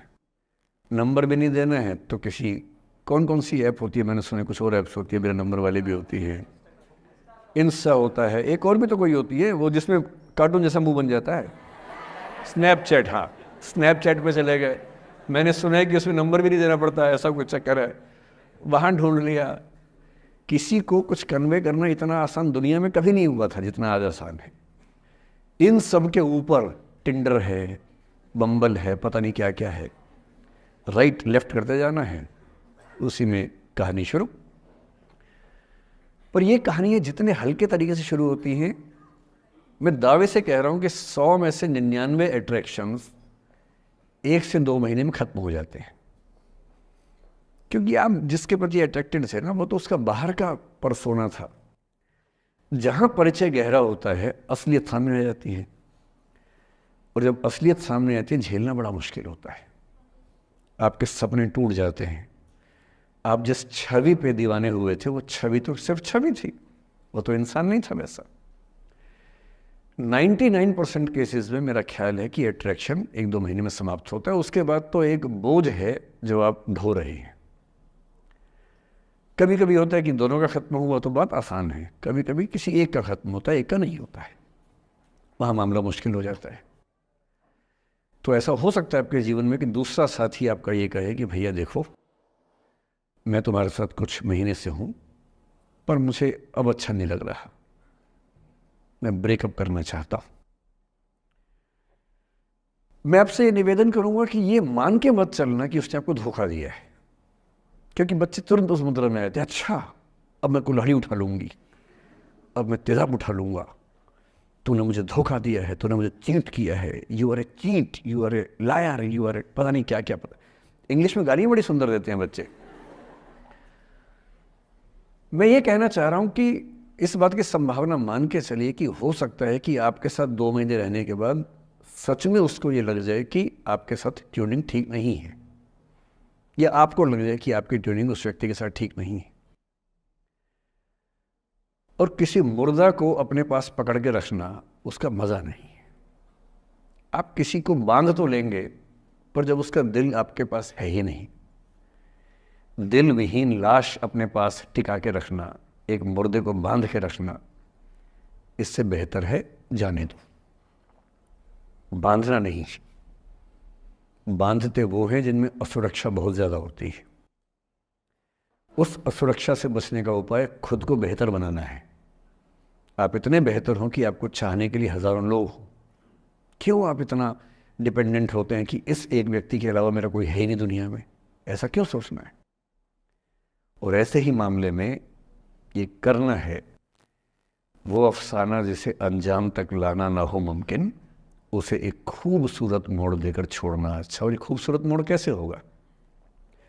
अगर कोई जाना चाह रहा है तो आपके पास 3 ऑप्शंस हैं। एक, ना उसको अच्छे से बात करे, ना खराब से बात करे, न्यूट्रल होके जाने दे। एक, उसको धमकी दे बर्बाद कर दूंगा, छोड़ूंगा नहीं। तो निकल के देख घर से, तेरे एड्रेस पता करवा लूँगा। मेरे साथ 50 दोस्त हैं, मेरे सारे आवारा हैं, सारे बेरोज़गार हैं, सारे कुंठित लोग हैं, सारे गुंडे मवाली हैं, उनका धंधा यही है, तेरे पीछे छोड़ दूंगा सबको। एक ही तरीका है। और तीसरा ये कि ठीक है यार, ऑल द बेस्ट, जा सिमरन जा, जी ले अपनी ज़िंदगी। अरे ठीक है, हो सकता है मैं तुझे ठीक नहीं लगा, कोई बात नहीं, लेकिन किसी से मिलो तो बढ़िया से मिलना, तेरी ज़िंदगी अच्छी हो। मैं भी ढूंढ लूँगा किसी न किसी को, थोड़ी हेल्प कर दियो, कहीं इंट्रो करवा दियो मेरी भी, लेकिन ठीक है तू भी जा। ये होता है खूबसूरत मोड़ देकर छोड़ना। अच्छा, चिपकू नहीं बनना है किसी के पीछे, ना बोरा जाना है कि तुम जाओ, मैं तो दीवाना, स्थाई दीवाना हूँ तुम्हारा। कोई जब तुम्हारा हृदय तोड़ दे, तड़पता हुआ जब तुम्हें छोड़ दे, तब तुम मेरे पास आना प्रिय, मेरा दर खुला है, खुला ही रहेगा तुम्हारे लिए। वाह। पहले के ज़माने में बेरोज़गारी का ये लक्षण था। हम जब छोटे थे ये गाने सुनते थे, हम यही सुन के बड़े हुए कि ऐसा ही करना पड़ता है शायद प्रेम में। तो हमारे स्कूल में लोगों ने इसका पैरोडी बनाई, जब कोई तुम्हारा सर फोड़ दे, तड़पता हुआ जब तुम्हें छोड़ दे, तब तुम मेरे पास आना प्रिय, ये क्लिनिक खुला है, खुला ही रहेगा तुम्हारे लिए, तो बस आ जाना। जब कोई तुमको सड़क पे छोड़ दे, गाड़ी अपनी वहाँ से मोड़ ले, तब तुम मेरे पास आना प्रिय, ये ठेला खड़ा है, खड़ा ही रहेगा तुम्हारे लिए। क्यों भाई, क्यों खड़े रहोगे, बेरोजगार हो क्या? अरे ठीक, जा सिमरन जा, जी ले, और मैं भी जा रहा हूँ जीने के लिए। ये दीवाना नहीं बनना है कि तुम मतलब मुझे ना चाहो तो कोई बात नहीं, किसी और को चाहोगी तो मुश्किल होगी। अजीब हाल है यार, तुम ठेकेदार हो कि तेरा ठेका मेरे पास है, नहीं तो किसी के पास नहीं है। अजीब हाल है।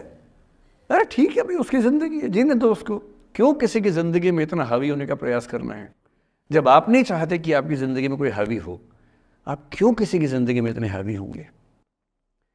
और जब बहुत दर्द हो ना, हमेशा दूसरे के पर्सपेक्टिव से भी सोच के देखिए कि उसको ऐसा क्यों करना पड़ा। क्या पता कोई मजबूरी हो, कभी कभी होती है। मैं बुद्ध की मजबूरी सोच के परेशान होता हूँ कई बार, और फिर मैं सोचता हूँ कि काश यशोधरा जैसा व्यक्तित्व तो सबका होता। बुद्ध की रियल कहानी क्या है शायद किसी को नहीं पता। मैं जिस कहानी की बात कर रहा हूँ, मैथिली शरण गुप्त नाम के एक बड़े प्रसिद्ध कवि ने यशोधरा नाम की पुस्तक में वो कहानी लिखी है, भूमिका में जिक्र किया। बुद्ध बचपन से ही थोड़े से वैरागी किस्म के व्यक्ति थे। उनकी कुंडली देख के एक ज्योतिषी ने बताया भी था। माता पिता बहुत परेशान थे, शुद्धोदन उनके पिता का नाम था। माता पिता ने बहुत कोशिश की कि इस बच्चे का मन विरक्त न हो। अच्छा महल बनवाया, सारी सुविधाएं दी। जैसे ही बुद्ध थोड़े से किशोरावस्था में आए, उस समय की दुनिया की सबसे खूबसूरत महिला से, लड़की से, यशोधरा से उसकी शादी करवा दी। यशोधरा के पिता ने काफ़ी एग्ज़ाम लिए बुद्ध जी के, वो सारे एग्ज़ाम में पास हुए, तब जाके शादी हुई, ऐसे नहीं हुई। शादी हुई तो बुद्ध भी ठीक था, रमे रहे उस जीवन में। बेटा हुआ उनका राहुल। अब बुद्ध की विरक्ति का भाव बढ़ता जा रहा था। 29 साल की उम्र के आसपास ऐसा हुआ कि उन्होंने एक मृत व्यक्ति को देख लिया, एक बूढ़े को देखा, एक भिखारी को देखा, एक बीमार को देखा। विरक्त हो गए और उनका मन हुआ घर छोड़ दूं, ज्ञान की खोज में चला जाऊं।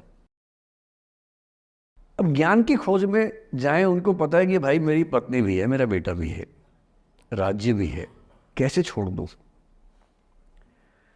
छोड़ना जरूरी है। अंदर की आवाज है कि छोड़ो, तुम इस चीज के लिए नहीं बने हो, तुम्हारा स्वधर्म कुछ और है। बाहर की जिम्मेदारी है कि छोड़ नहीं सकते।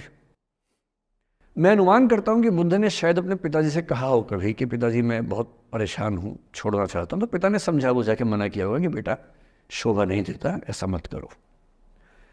हो सकता है पत्नी से भी बात की हो, पत्नी ने भी कहा हो कि ये क्या बात हुई, हम सबका जीवन तुम पे टिका है, बच्चा अभी बिस्तर से भी नहीं उतरा है, अभी तो चलना भी नहीं शुरू किया है, तुम ऐसी बात कर रहे हो। इसका जिक्र नहीं मिलता इतिहास में कि ये बात हुई कि नहीं हुई। और एक दिन बुद्ध ने तय किया और वो आधी रात को पत्नी और बेटे को सोता हुआ छोड़ के चले गए। इसको बौद्ध परंपरा में महाभिनिष्क्रमण कहते हैं, बुद्ध का अपने घर से निकल जाना। अब बुद्ध चले गए, लेकिन मैत्री शरण गुप्त यशोधरा के पर्सपेक्टिव से बुद्ध को देख रहे हैं। यशोधरा बहुत परेशान है, भाई पति चला गया है, बच्चे का पिता चला गया, मजाक छोड़ना है। राजा परेशान है कि उनका उत्तराधिकारी चला गया है। यशोधरा इतनी परेशान है, बहुत लंबे समय तक छंद आते रहते हैं कि वो कितनी बेचैन है, कितनी परेशान है। लेकिन यशोधरा की सबसे बड़ी परेशानी इस बात से नहीं कि बुद्ध चले गए, इस बात से है कि बिना बताए चले गए, भरोसा नहीं किया। और वो अपनी सहेली से कहती है, सिद्धि हेतु स्वामी गए, यह गौरव की बात। मुझे गर्व है कि मेरा पति इतने महान काम के लिए गया है। सिद्धि हेतु स्वामी गए, यह गौरव की बात, पर चोरी चोरी गए, यही बड़ा व्याघात। सखी वो मुझसे कहकर जाते, कह तो क्या वो मुझको अपनी पथ बाधा ही पाते, क्या मैं रास्ता रोकती उनका। उसके मन में ये मलाल है कि बिना बताए चले गए। वो इस भाव को लेट गो नहीं कर पा रही है, परेशान है। फिर बुद्ध को ज्ञान मिला 6 साल की तपस्या के बाद, बोधगया में बोधि वृक्ष के नीचे ज्ञान मिला। बात फैल गई। जो 5 शिष्य बुद्ध को छोड़ के भाग गए थे उनके बुरे वक्त में, उन्हीं 5 को बुद्ध ने सबसे पहले ज्ञान दिया सारनाथ में, जिसको धर्मचक्र प्रवर्तन कहते हैं। बुद्ध की ख्याति बढ़ने लगी। शुद्धोदन ने बुद्ध के पास, अपने बेटे के पास कई लोगों को भेजा ये कहने के लिए कि भाई यहां भी तो आओ, हमसे भी तो मिलो। बुद्ध का ऐसा प्रताप था कि जो उनके पास जाता वो बुद्धम शरणम गच्छामि हो जाता, वापस ही नहीं आता। तो फिर शुद्धोदन ने बुद्ध के बचपन के एक दोस्त को ये कह के भेजा, भैया मैं जानता हूं तुम वापस नहीं आओगे, पर प्रभावित होने से पहले बोल देना कि पापा याद कर रहे थे। तो वो गया, उससे वायदा निभाया, हो तो गया, बुद्ध के संग में दीक्षित हो गया, पर वायदा निभा दिया। तो बुद्ध ने कहा जरूर जाऊंगा, पिताजी की आज्ञा है तो जाऊंगा ही जाऊंगा। बुद्ध पहुंचे अपने कपिल वस्तु, जो अपना इलाका था, वहां पहुंचे। पूरे कपिल वस्तु में, नेपाल सिद्धार्थ नगर से नेपाल जाएंगे तो नेपाल बॉर्डर पे ही कपिल वस्तु है। मैं देखने गया था वो जगह जहां बुद्ध पैदा हुए थे, बड़ा सुंदर स्थान है, आप भी जाकर देखें कभी। तो बुद्ध पहुंचे रात को, एक धर्मशाला में रुके। अब वहां हल्ला मच गया कि राजा का बेटा धर्मशाला में। बुद्ध ने कहा, भाई मैं देखो राजा का बेटा बन के नहीं आया हूं, मैं बुद्ध बन के आया हूं। सुबह उठ के भिक्षा मांगने लग गए उस इलाके में, अपने ही पिता के राज्य में। पिता ने सिर पीट लिया कि भाई क्या कर रहे हैं। फिर बुद्ध ने सूचना भिजवाई कि मैं बुद्ध हूं, बेटा हूं संयोग से, ठीक है मैं आ रहा हूं मिलने के लिए, पर मैं बुद्ध होके आया हूं, मेरी चर्या है, नियम है, मैं भिक्षा से ही जीवन जीता हूं अपना। ठीक है, पिताजी ने कहा चल कोई बात नहीं। फिर बुद्ध गए पिता से मिलने, पिता से मिले, सबसे मिले, भरी सभा में। लेकिन यशोधरा नहीं आई मिलने के लिए, लेट गो नहीं कर पा रहे थे। उसके मन में दर्द था, छुप के क्यों गया, बता के जाता। बुद्ध ने पूछा पिता से कि यशोधरा कहाँ है, तो बोले कि वो कह रही है कि अगर बुद्ध मिलना चाहेंगे तो खुद ही मिलने आएंगे मुझसे, मैं क्यों जाऊंगी भाई, आत्मसम्मान भी तो कोई चीज़ है, मैं क्यों मिलने जाऊंगी। तो बुद्ध मिलने गए। सोचिए कमरे में यशोधरा बैठी है, राहुल साथ में है। अब राहुल थोड़ा सा बड़ा हो गया है, 6-7 साल का है। बुद्ध गए हैं। अब आपके मन में आ रहा है कि बुद्ध वहां जाके बोलेंगे सॉरी मैंने गलत किया, I hurt you, I really feel sorry. बुद्ध है वो बुद्ध, वहां जाके क्या बोल रहे पता है, भिक्षाम देहि, भिक्षा दो। और यशोधरा कितनी महान महिला रही होगी, उसने अपने बेटे का हाथ बाप के हाथ में दे दिया। लेट गो का इससे महान उदाहरण दुनिया के इतिहास में नहीं है कि चलो आखिर तुमने आके झुक के कुछ मांगा तो सही। उसकी जितनी ईगो थी, अहंकार था, सब विगलित हो गया। और जो औरत परेशान थी कि मुझसे बिना बताया गया, उसने अपने बेटे को दे दिया कि इसको लेके जाओ, क्योंकि वो जानती हो कि तुम महान काम कर रहे हो, और तुम महान काम कर रहे हो तो मैं क्यों बीच में आऊंगी भाई, मेरा पति महान काम कर रहा है तो मुझे खुशी होनी चाहिए, और तुम्हारी उस खुशी में मैं क्यों पीछे हटूं। बस मुझे भरोसे में लेके जाते तो और खुश होती। ऐसी दूसरी कहानी राधा जी की है। राधा जी आप जानते हैं कृष्ण उनसे बहुत प्रेम करते थे, वो कृष्ण से प्रेम करते थे, उनका विवाह नहीं हो पाया, अलग बात है। लेकिन हमारी परंपरा में प्रेम का जो पराकाष्ठा है ना, प्रेम का चरम, वो तो कृष्ण राधा का है। मतलब राधा कृष्ण का प्रेम एक खास किस्म का प्रेम है, जहां विवाह के बंधन के न होने पर भी प्रेम का चरम रूप होता है। राम और सीता का प्रेम गार्हस्थ्यिक प्रेम का चरम रूप है कि पति पत्नी का प्रेम कितना शानदार हो सकता है। वो देखना हो तो राम सीता का प्रेम देखिए, विशेष रूप से तुलसीदास जी के यहाँ देखिए। और वैसे जो प्रेम होता है वो देखना हो तो राधा कृष्ण का प्रेम देखिए। पर इंटरेस्टिंग है, ये सारे जो हमारे धर्म के चरित्र हैं ये समय के साथ चेंज होते गए हैं। राम बदले हैं, कृष्ण बदले हैं, राधा बदली हैं, सब बदले हैं। एक कवि थे सूरदास, भक्ति काल में 16वीं सेंचुरी, आप मोटा मोटा ध्यान में रखिए। कृष्ण को, आपने वो कहानी सुनी होगी, कृष्ण तो अपने घर में थे, कंस को मारने के लिए वो पैदा हुए थे। कंस को पता लगा तो कंस ने अपने एक सहयोगी अक्रूर, जो कि श्वफल्क के पुत्र थे, उनसे कहा कि जाओ और कृष्ण को लेके आओ, यही मारेंगे। उसको पता नहीं था क्या होगा बाद में। आदमी कॉन्फिडेंस में ऐसी गलतियाँ करता ही है, तो वो सुपर कॉन्फिडेंट था, बुलवाया कृष्ण को। कृष्ण तो इसी काम के लिए आए थे, समझ गए कि बुलावा आ गया है, अब इससे काम निपटाना है, चलते हैं। राधा और गोपियाँ कृष्ण के बिना रह नहीं सकती थी। सुपर इमोशनल विमेन, ऐसा मानते हैं कि वो महिलाएं, राधा तो छोटी थी, बाकी महिलाएं गोपियाँ उनसे काफ़ी बड़ी उम्र की थी, इतनी इमोशनल थी कृष्ण को लेकर कि कृष्ण के बिना वो सोच नहीं सकते थे कैसे रहेंगे। पर वो जिस काम के लिए आए थे धरती पर, वो तो करना ही था। तो अक्रूर आए, अक्रूर ने बताया कि ऐसे ऐसे है, वो ले जाना है। तो कृष्ण और बलराम चले गए। इधर कृष्ण गए, उधर गोपियों का रो रो के हाल बुरा, राधा का हाल बुरा। ऐसी दीवानगी आजकल की फिल्मों में आप सोच नहीं सकते, ऐसी दीवानगी थी उस जमाने में उनके बीच में। और जब आदमी का प्रेम हाथ से निकलता तो वो बेचारा कितना कमजोर हो जाता है। राधा जी की हालत सोचिए। सूरदास कह रहे हैं, अति मलिन वृष भानु कुमारी, हरिश्रम जलु अंतर तन भीजे, ता लालच न धुआवती सारी। कि वृष भानु की कुमारी, वृष भानु मतलब राधा के पिता, वृष भानु की बेटी राधा इतनी कमजोर हो गई है, इतनी मलिन हो गई है। हरिश्रम जलु अंतर तन भीजे, कृष्ण के पसीने की कुछ बूंदें उसके ऊपर गिर गई थी, उसकी साड़ी में लगी हुई हैं। ता लालच न धुआवती साड़ी, इस लालच से साड़ी धुलवा नहीं रही है। और जब से कृष्ण गए हैं कपड़े तक नहीं बदलना चाह रही है कि इस कपड़े में मेरे प्रिय की याद है।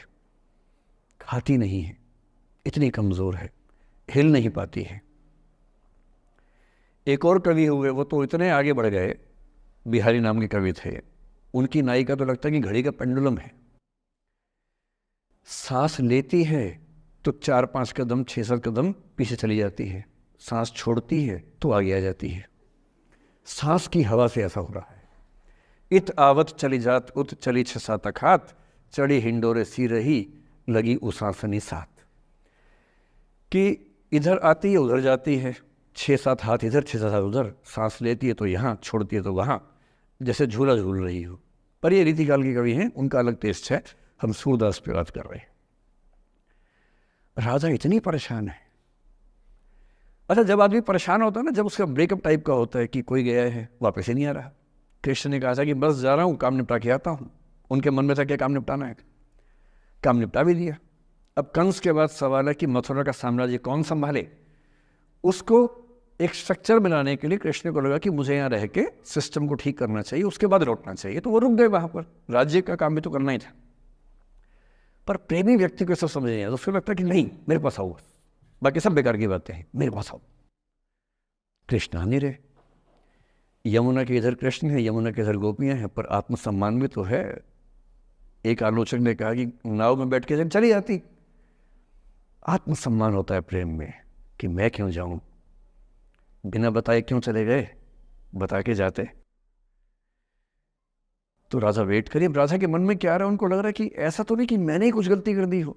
जब कोई व्यक्ति दूर चला जाता है ना, बाकी लोग सोचते हैं कि कहीं मुझसे तो गलती नहीं हो गई, और राधा अपनी एक सहेली से बोल रही, गोपी से, मेरे मन इतनी सूल रही, एक दिवस मेरे गृह आए मैं ही मस्ती दही, देखी तिन्हें हों मान कियो सो हरि गुसा गही। पगला सी गई है, बोरा सी गई है। सहेली से क्या बोल रही है, हे सहेली, मुझे पता है क्या लग रहा है, मुझे लगता है कि मुझसे ही गलती हुई है।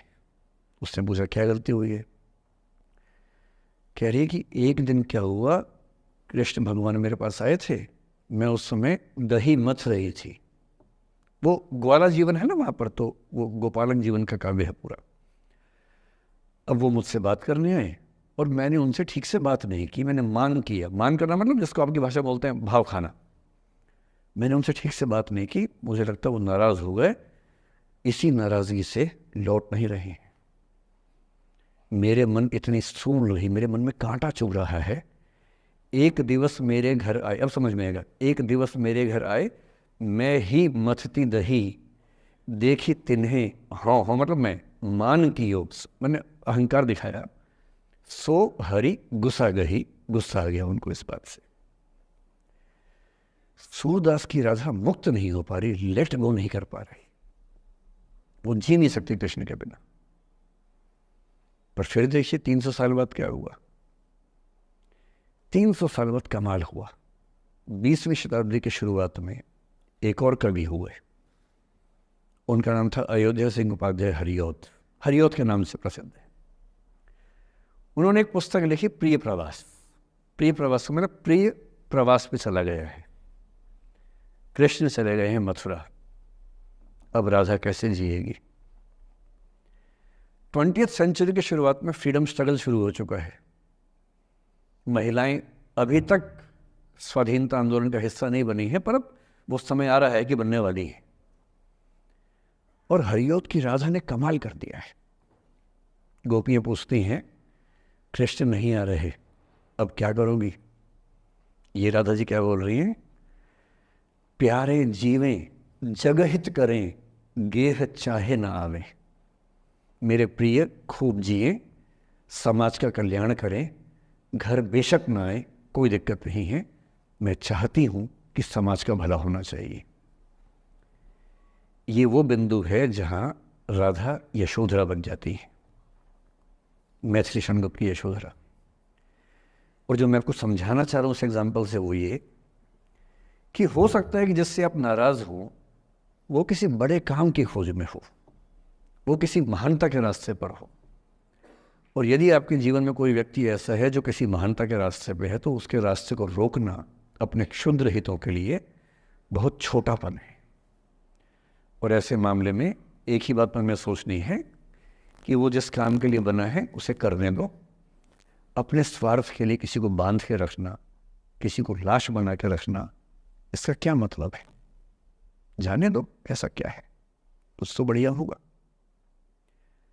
एक स्थिति हम में से कई लोगों की आती है कि हम एक टॉक्सिक रिलेशनशिप में होते हैं पर छोड़ नहीं सकते। ऐसे बहुत सारे पति पत्नी होते हैं। मैं अक्सर बच्चों से एक बात पूछता हूं कि आप में से कितने बच्चे वैसा ही वैवाहिक जीवन चाहते हैं जो आपके माता पिता का है? मैं आपसे पूछूंगा नहीं, आप चिंता मत कीजिए। लेकिन जब जब मैंने पूछा है, मुश्किल से 1 या 2% ने हाथ खड़ा किया है। 97-98% लोग मानते हैं कि वैसा तो नहीं चाहिए, उससे कुछ अलग चाहिए। क्योंकि हम सब जानते हैं कि हमारे माता पिता भी, हमारे समाज के बाकी लोग भी बहुत समझौते करते हैं ताकि बच्चे अच्छा जीवन जी सके। आप भी करेंगे समझौते, सबको करने पड़ते हैं। ये है कि आप समझौते शायद उतने नहीं करेंगे जितने आपके माँ बाप ने किए होंगे, उनके माँ बाप ने और ज़्यादा किए होंगे। हर पीढ़ी कम समझौते करती है, ये समाज के विकास का एक तरीका होता है। पर ऐसा होता है कि आप एक ऐसे रिश्ते में आप छोड़ भी नहीं सकते, जी नहीं पा रहे, छोड़ सकते नहीं, क्योंकि आप तो छोड़ देंगे, आपके चक्कर में कईयों की ज़िंदगी दांव पे लग जाएगी। कैसे छोड़ दें? 3 छोटे छोटे बच्चे हैं, नौकरी है नहीं, वो माँ अपने पति से रोज़ प्रताड़ना झेलती है, बुरी बातें सुनती है, उसके पास कोई सिक्योरिटी नहीं है, वो बच्चों को नहीं छोड़ सकती, बच्चों को लेके कहाँ जाएगी, क्या करे? टॉक्सिक रिश्ता है।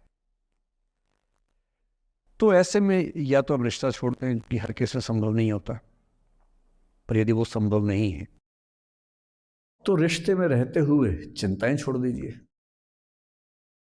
अपेक्षाएं छोड़ दीजिए। भाई तेरी अपनी जिंदगी, मेरी अपनी जिंदगी, एक घर में रहेंगे पर रोज युद्ध नहीं करेंगे, बीपी नहीं बढ़ाएंगे, शुगर नहीं बढ़ाएंगे, तनाव नहीं बढ़ाएंगे। तुम्हारा अपना स्पेस, मेरा अपना स्पेस, ठीक है, एक छत के नीचे हैं, काम चला लेंगे, किसी और को नहीं बताएंगे, दुनिया के सामने अच्छी अच्छी फोटो खिंचवाते रहेंगे स्माइल कर करके चेहरा, पर कम से कम बच्चे सफ़र ना करें, परिवार सफ़र ना करे, जी लेंगे, झेल लेंगे। और ऐसे माहौल में साहिर ने जो कहा था ना, उसी कविता की कुछ पंक्तियां बड़ी महत्वपूर्ण हैं कि बर्बादियों का सोग मनाना फिजूल था, कि बर्बादियां हैं जीवन में, पर ठीक है, कितना दुख मनाएंगे, अब है तो है, क्या कर सकते हैं। बर्बादियों का सोग मनाना फिजूल था, बर्बादियों का जश्न मनाता चला गया। और फिर अंत में इतनी सुंदर बात कहते हैं, गम और खुशी में फर्क न महसूस हो जहां, मैं दिल को उस मुकाम पे लाता चला गया। कि ठीक है, जैसी जिंदगी है उसको वैसे जिएंगे, अपेक्षाएं नहीं पालेंगे, ना तुम उम्मीद करना, और हम किसी तरह से मैनेज करके जिंदगी गुजार लेंगे। ये है अंतिम जो आपके जीवन में समस्या हो सकती है, करियर को लेके हो सकती है, कि आपने कुछ करियर दिमाग में रखा हुआ है, ठान लिया है कि आईएएस बनना है या कुछ बनना है। आप कुछ भी ठान लें, सिर्फ आपके हाथ में नहीं होता है, सफलताएं असफलताएं जीवन में रहती हैं। 10-11 लाख लोग आईएएस का फॉर्म भरते हैं, 5 लाख आईएएस का एग्ज़ाम देते हैं, 1000 का सिलेक्शन होता है। हर एग्ज़ाम में घुमा फिरा की यही स्थितियाँ होती हैं। पॉलिटिक्स में, स्पोर्ट्स में, बिजनेस में, हर जगह कंपटीशन इतना है। सफल होने की जितनी संभावना है, उससे कई गुना संभावना विफल होने की हर क्षेत्र में है। सफल नहीं हो पाए तो क्या करेंगे। और मैंने ऐसे लोगों को देखा है कि आईएएस नहीं बन पाए 20 साल पहले, और 20 साल से रोज घुट रहे हैं कि आईएएस नहीं बन पाए। रात दिन यही ख्याल होता है कि आईएएस नहीं बन पाए, या पीसीएस नहीं बन पाए, या कुछ खास सोचा था जो नहीं कर पाए। तो मैं आप लोगों से निवेदन करूंगा कि यदि आपकी आर्थिक पृष्ठभूमि ऐसी नहीं है कि जो बहुत मजबूत हो, तो हमेशा एक बैकअप ऑप्शन ज़िंदगी में लेके चलिए। किसी करियर को दिमाग पे इतना हावी मत होने दीजिए कि वो नहीं मिलेगा तो कुछ नहीं होगा। आप उस दौर के व्यक्ति हैं जहां इतने ऑप्शंस दुनिया में हैं जितने कभी नहीं थे। इतने ऑप्शंस हैं, बस एक ठीक ठाक सा व्यक्तित्व तो बना लीजिए, एक ठीक ठाक सा कॉन्फिडेंस रखिए अपने ऊपर। और यदि आपके पास बेसिक स्किल्स हैं, भाषा की, चिंतन की, समझने की, कैलकुलेशंस करने की, प्लानिंग करने की, स्ट्रेटेजाइज करने की, और मेहनती आप हैं, मैं गारंटी से कह रहा हूँ कि इस दुनिया में कंपटीशन नंबर्स में बहुत ज़्यादा है, कायदे का कंपटीशन नहीं के बराबर है। बहुत मजबूत लोगों से आपको भिड़ना नहीं पड़ता है। भिड़ते हैं 5 लाख से, पर उन 5 लाख में कुछ ही हैं जो भिड़ने लायक हैं। इतना कॉन्फिडेंस रखिए, जैसे कहते हैं ना कि हम भी दरिया है, हमें अपना हुनर मालूम है, जिस तरफ भी चल पड़ेंगे रास्ता हो जाएगा। इतना भरोसा अपने ऊपर रखिए कि ठीक है, ये नहीं तो कुछ और करेंगे, वो नहीं तो कुछ और करेंगे, लेकिन कुछ ना कुछ बढ़िया कर लेंगे। और उस बढ़िया करने की शुरुआत कॉलेज की ज़िंदगी से होती है। उड़ान सोसाइटी संभाल लेंगे, निष्ठा संभाल लेंगे। अभी मैडम ने बताया कि 80 सोसाइटी से बताई, स्कूल में 60 बताई, 60 सोसाइटीज़ हैं। किसी सोसाइटी का हिस्सा बन जाइए। ये सोसाइटीज़ का हिस्सा बनने का असली पर्पस क्या है? इसी बहाने एक्सपोजर मिलता है, आप कुछ करते हैं, मंच पे आते हैं, लोगों से मिलना जुलना होता है, स्किल्स डेवलप होती हैं, और अंत में जो जीवन में काम आता है, यही स्किल्स काम आती हैं। और यदि वो स्किल्स हमने डेवलप कर लिया, और वो स्किल्स पढ़ाई से नहीं आती हैं, जो क्लासरूम के अंदर की पढ़ाई है वो सबसे कम महत्वपूर्ण चीज़ होती है कॉलेज में। कॉलेज में सबसे ज़्यादा महत्वपूर्ण है ये अपॉर्चुनिटीज़, लोगों से बात करना, कुछ ऑर्गेनाइज करना, कहीं फेल होना, कहीं पास होना, वो सब करते रहिए। और मैं दावे से कह रहा हूँ कि इस दुनिया में कंपटीशन कहने के लिए ज़्यादा है, दरअसल ज़्यादा नहीं है। पूरी बात का सार ये है कि किसी की भी ज़िंदगी फ्लैट नहीं होती है, उसमें कर्व्स आते रहते हैं, ऊंच नीच सबकी ज़िंदगी में आती है। मैंने भी कम नहीं झेली है, आज मैं यहाँ खड़ा हूँ ऐसे नहीं खड़ा हूँ, कुछ तो झेला ही होगा, मैंने भी ठीक ठाक झेला है। जिस उम्र में आप मौज मस्ती करते हैं, मैंने उस उम्र में कैलकुलेटर बेचे हैं। मैं सेल्समैन रहा हूँ 17 की उम्र में, और मैं बिजनेस फैमिली से नहीं हूँ। बिजनेस फैमिलीज में बच्चों को 17 में काम पे लगा देते हैं। मैं तो नौकरी पेशा परिवार से था, कुछ समस्याएं थी तो सेल्समैन बन के घर घर में जाके बेचना पड़ता था। तौहीन भी होती थी, लोग धिक्कारते भी थे, मजाक भी उड़ाते थे। वो समझे ना है, अपना खर्चा 17 की उम्र से खुद उठाया है, क्योंकि घर में दिक्कत थी। तो क्यों मांगू मैं घर से पैसे भाई, जब मुझे पता है कि मेरे घर में दिक्कत थी उस समय, क्यों मांगू। आपकी जिंदगी इस दुनिया के करोड़ों अरबों लोगों से बेहतर है, कुछ एक लोगों से खराब है। केवल उन कुछ एक पे ध्यान मत दीजिए, उन करोड़ों पे भी ध्यान दीजिए जिनसे अच्छी आपकी जिंदगी है। और इतनी कुव्वत आपके अंदर है, आप इस देश के सबसे अच्छे विश्वविद्यालयों में से एक, दिल्ली विश्वविद्यालय के सबसे अच्छे कॉलेजेस में से एक हंसराज कॉलेज में विद्यार्थी हैं। ये मजाक नहीं है, आप इस देश के एलीट हैं, एलीट। इस कॉलेज और यूनिवर्सिटी का नाम बोलते ही कितने बंद दरवाजे खुल जाते हैं, आपको अंदाजा नहीं है, आगे जाके समझ में आएगा। बस इतना करना है कि जब जब जिंदगी नीचे की तरफ जाए, थोड़ा सा हौसला बना के रखिए।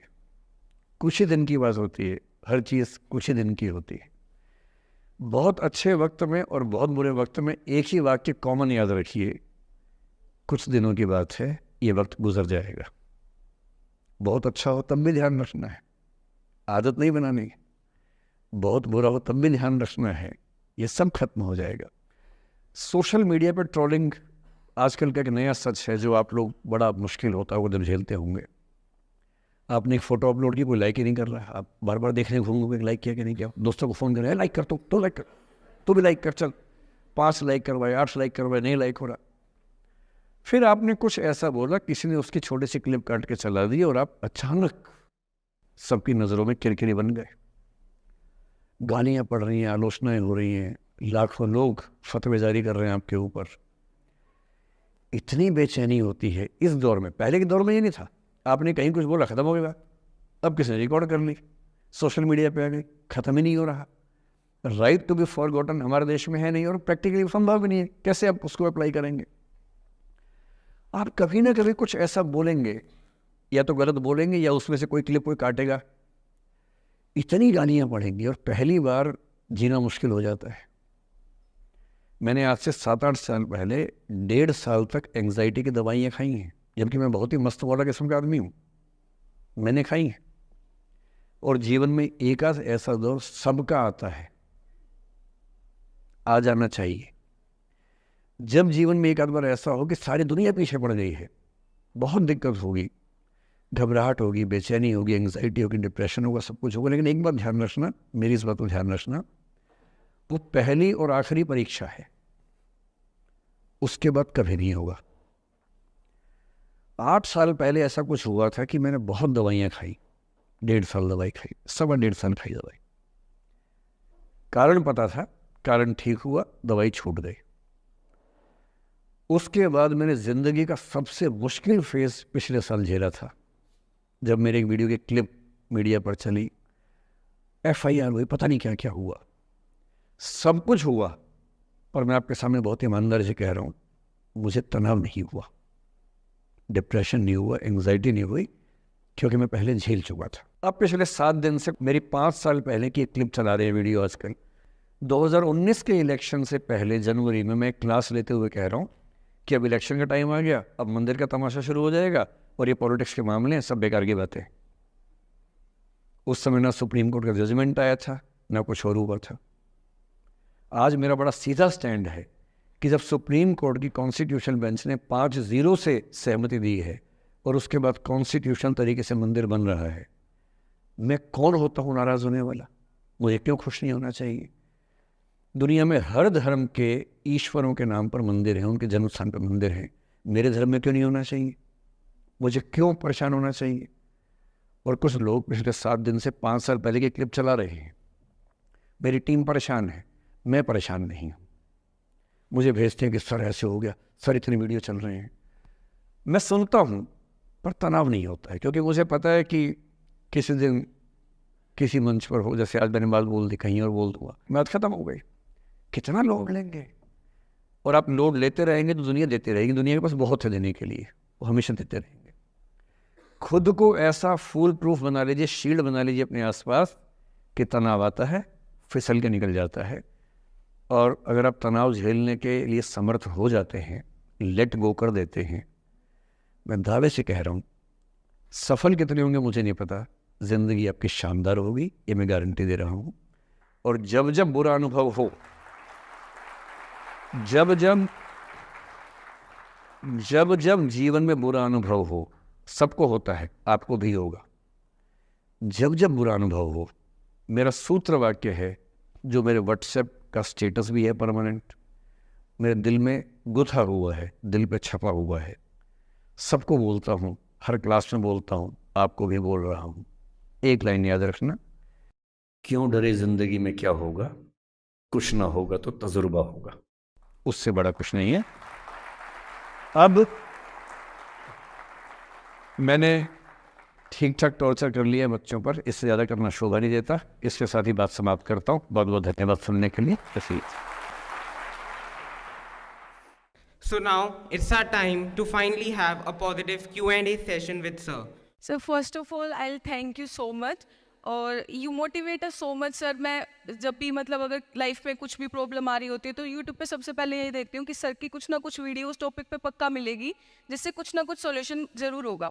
आज जो आपने जो कुछ भी बोला, I am so motivated of it. And this society people give me a question to ask, ये इन्हीं लोगों में से किसी एक का क्वेश्चन है। So I'd like to ask sir, I try every day to study with the same enthusiasm, and every second day I feel exhausted and not able to complete the study target. What should I do? So first of all, thank you for saying me thank you. And as far as the question is concerned, I don't know whose question is this, but whosoever has sent the question. जब आप ये कहते हैं कि मैं रोज़ उतना पढ़ नहीं पाता हूँ, इसके बुनियादी तौर पर 2-3 रीजंस हो सकते हैं। पहली बात तो कोई भी नहीं पढ़ पाता है, मैं भी नहीं पढ़ पाता हूँ उतना। हम लोग प्रिटेंड करते हैं कि हम बहुत पढ़ते हैं। ईमानदारी की बात है कि मैं आज तक कभी भी 1 घंटे से ज़्यादा एक साथ नहीं पढ़ पाया हूँ, और मैंने ठीक ठाक पढ़ाई की है वैसे, है ना, आप भरोसा कर सकती हैं इस बात पे। एक तो अपने आसपास ऐसे लोगों से बचिए जो बार बार दबाव बनाए कि मैं तो बहुत पढ़ता हूँ, तो कितना पढ़ती है। आप कितने घंटे का टारगेट लेके चल रहे हैं, एक प्रॉब्लम ये भी हो सकती है। आपकी उम्र में कॉलेज के अलावा अगर आप 3-4 घंटे पढ़ लेते हैं तो पर्याप्त है। कॉलेज के 3 साल सिर्फ पढ़ाई के लिए नहीं है, पढ़ाई से ज़्यादा सीखने के साल हैं, मंच पे आने के साल हैं। दोस्तों के साथ फिल्म देखिए, दोस्तों के साथ आउटिंग पे जाइए, रेस्टोरेंट में बैठ के खूब बकवास कीजिए उनके साथ, उसमें जो सीखेंगे वो केवल पढ़ाई से नहीं सीखेंगे। तो दिन में 3-4 घंटे बहुत होते हैं। और बाकी मैं एडवाइस करता हूँ बच्चों को कि बहुत सारी एक्टिविटीज़, जिसमें से एक एक्टिविटी चाय की दुकान पे दोस्तों के साथ बैठना, 1 घंटे बात करना भी शामिल है। पर्सनैलिटी ग्रूमिंग के लिए बहुत ज़रूरी है। फिर आप लोगों की उम्र में इमोशंस थोड़े उठापटक होती रहती है। अगर आप महीने के 30 दिन में से 6-7 दिन बीच में नहीं पढ़ पाते डिस्टर्बेंस से, तो इसका मतलब है कि आप दिमागी तौर पर एकदम ठीक हैं। चिंता उनकी है कि जो रोज़ पढ़ रहे हैं। इसका मतलब वो अपनी उम्र में जी नहीं रहे, वो किसी और उम्र में जी रहे हैं। तो ठीक है, कभी कभी डिस्टर्बेंस आएगी, उसको एंजॉय कीजिए। डिस्टर्बेंस बस सुंदर प्यारी होनी चाहिए, इतना ध्यान रखिए, है ना। जिसकी वजह से नींद उड़ी हुई है वो अच्छा होना चाहिए, बाकी तो ठीक है। नमस्ते sir, thank you sir for this session sir. I extend my gratitude sir, it was an honour to listen you sir. Sir मेरा आपसे सवाल होगा कि कई एक आध एग्जाम्पल होंगे सर जहां आपने लेट गो किया होगा, आप अपने जीवन में भी किसी चीज़ में लेट गो किए होंगे, तो कोई एक आध ऐसा एग्जाम्पल आप शेयर करना चाहे जिससे हमें भी प्रेरणा मिले। मैं बताता हूँ आपको। जो मैंने कहा कि 7-8 साल पहले मैं थोड़ा एंग्जाइटी का शिकार हुआ, कई कारण थे, पर उसमें 2-4 लोग ऐसे थे जिन्होंने मेरा जीना मुश्किल कर दिया था उस समय। मतलब उन्होंने कर दिया, मैंने करवा भी लिया। अब तो मैं करवाता ही नहीं, तब मैंने करवा लिया था। अजीब किस्म के लोग पीछे पड़ के रात दिन 24 घंटे तनाव देते रहना बिना किसी बात के, कोई वजह भी नहीं थी ऐसी। मैं बड़ा परेशान रहा। फिर बाद में परिस्थितियां बदल गई, मैं ठीक हो गया, मेरी स्थितियां ज़्यादा बेहतर हो गई। तो उन दिनों मैंने एक रहीम का दोहा पढ़ा, वो मेरे जीवन का उसूल बन गया। उसके बाद से एक दो बार मेरे मन में आया कि मैं भी दुश्मनी कर लूं और दिखा दूं, और मेरे पास ताकत उनसे ज़्यादा थी उस समय भी, आज भी है। पर अगर मैं किसी के उकसाने पे उसके जैसा हो गया तो जीता तो वही। जब मैं ही नहीं रहा तो फिर तो कोई और लड़ रहा है, मैं तो मैं रहा ही नहीं, वो जीत जाएगा। मेरी असली कश्मकश ये थी कि बिना उसके जैसा हुए इस चीज़ से बाहर निकलना है।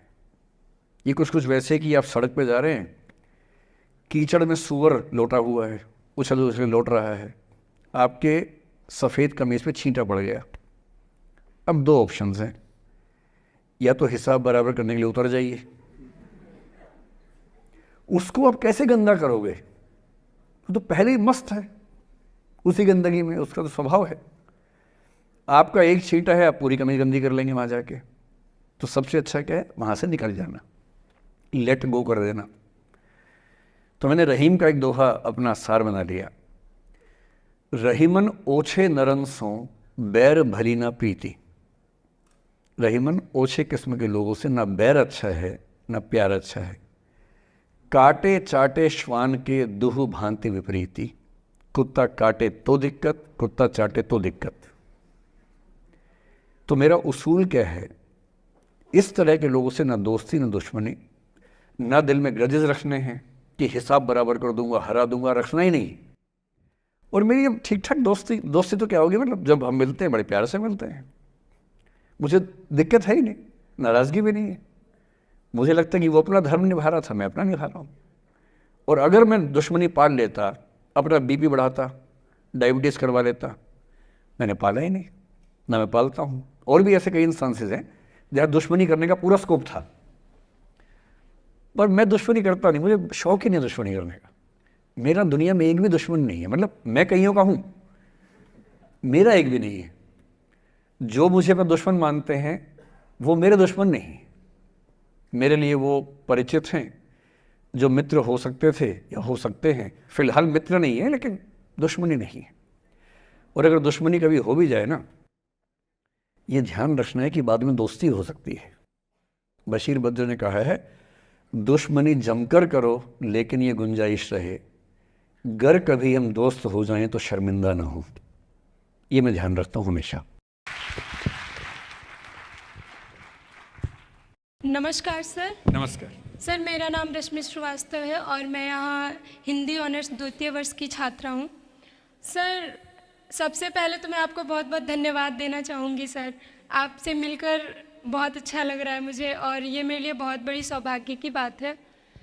सर, मेरा प्रश्न है आपसे कि सर, मेरे साथ ऐसा हुआ कि मैं बचपन से बहुत अच्छी स्टूडेंट रही और सर मेरी ज़िंदगी में ऐसा एक वक्त आया जब मुझे 2 बार असफलता का सामना करना पड़ा और सर तीसरी बार मैं सफल हुई, परंतु सर आज भी वो डर मेरे मन से नहीं जा रहा है। अभी भी मैं उसको फेस नहीं कर पा रही हूँ कि मैं कैसे फेल हो गई। और सर कभी ऐसा होता है कि मैं सो रही हूँ और रात में मुझे वो डर लगता है कि आगे मैं नहीं कर पाऊँगी। मुझे ऐसा लगता है कि आगे अगर मैं कुछ अच्छा करना चाह रही हूँ तो मुझे उस असफलता का डर रहता है कि जो मैंने फेस किया है, और सर मैं उससे उभर नहीं पा रही हूँ। मतलब मेरे ख्याल से ये असफलता आपसे ज़्यादा आपके माहौल की, आपके पेरेंट्स, आपके टीचर्स की है कि उन्होंने आपको, मतलब कुछ बच्चे अपने आप से इतनी उम्मीद पाल लेते हैं कि फेलियर झेल नहीं पाते। आप वैसे बच्चों में हैं। जो आपने कहा ना कि मैं शुरू से बहुत अच्छी स्टूडेंट रही हूँ, ये दुर्भाग्य की बात है, ये अच्छी बात नहीं है। मैं नहीं चाहता कि बच्चे अच्छे स्टूडेंट बने। अच्छे स्टूडेंट का मतलब जो बहुत पढ़ाकू किस्म के होते हैं, सीधे स्कूल से घर, घर से स्कूल, घर में घुसते ही होमवर्क करना शुरू किया, वैसे बच्चे ज़िंदगी में बड़े परेशान रहते हैं। बच्चों को होना चाहिए छटा हुआ टाइप का, शरारती, बदमाश, मतलब काम भी करें स्कूल का, लेकिन बेसिकली आपको स्मार्ट होना है, कॉन्फिडेंट होना है। पढ़ाकू होने से ज़िंदगी बहुत अच्छी नहीं चलती है। ज़िंदगी के लिए ना व्यक्तित्व चाहिए। हुआ क्या आपके साथ, आपको बता दिया गया कि अच्छा बच्चा वो है जो पढ़ता है, होमवर्क करता है, आपने वो सब किया, तारीफ़ें आपकी इतनी हुई होंगी कि बेटा तुम तो कुछ भी कर दोगी, आपको भरोसा हो गया कि मैं कुछ भी कर दूंगी। लेकिन ऐसी ऐसी तारीफ़ें हर गांव हर मोहल्ले में कई बच्चों की हो रही थी। जब उन सब में कंपटीशन हुआ तो कुछ सफल हुए, बहुत सफल नहीं हो पाए। तो जो सफल नहीं हो पाए उनको बहुत बेचैनी हुई। आपका सौभाग्य है कि अब तीसरी बार में सफल हो गई। कई ऐसे लोग हैं जो कभी सफल नहीं हुए ज़िंदगी में, उनको भी तो जीना है। तो मैं एक ही बात कहूँगा, अपने आप से उम्मीदें कम कर लीजिए। और ये आसान नहीं होता है।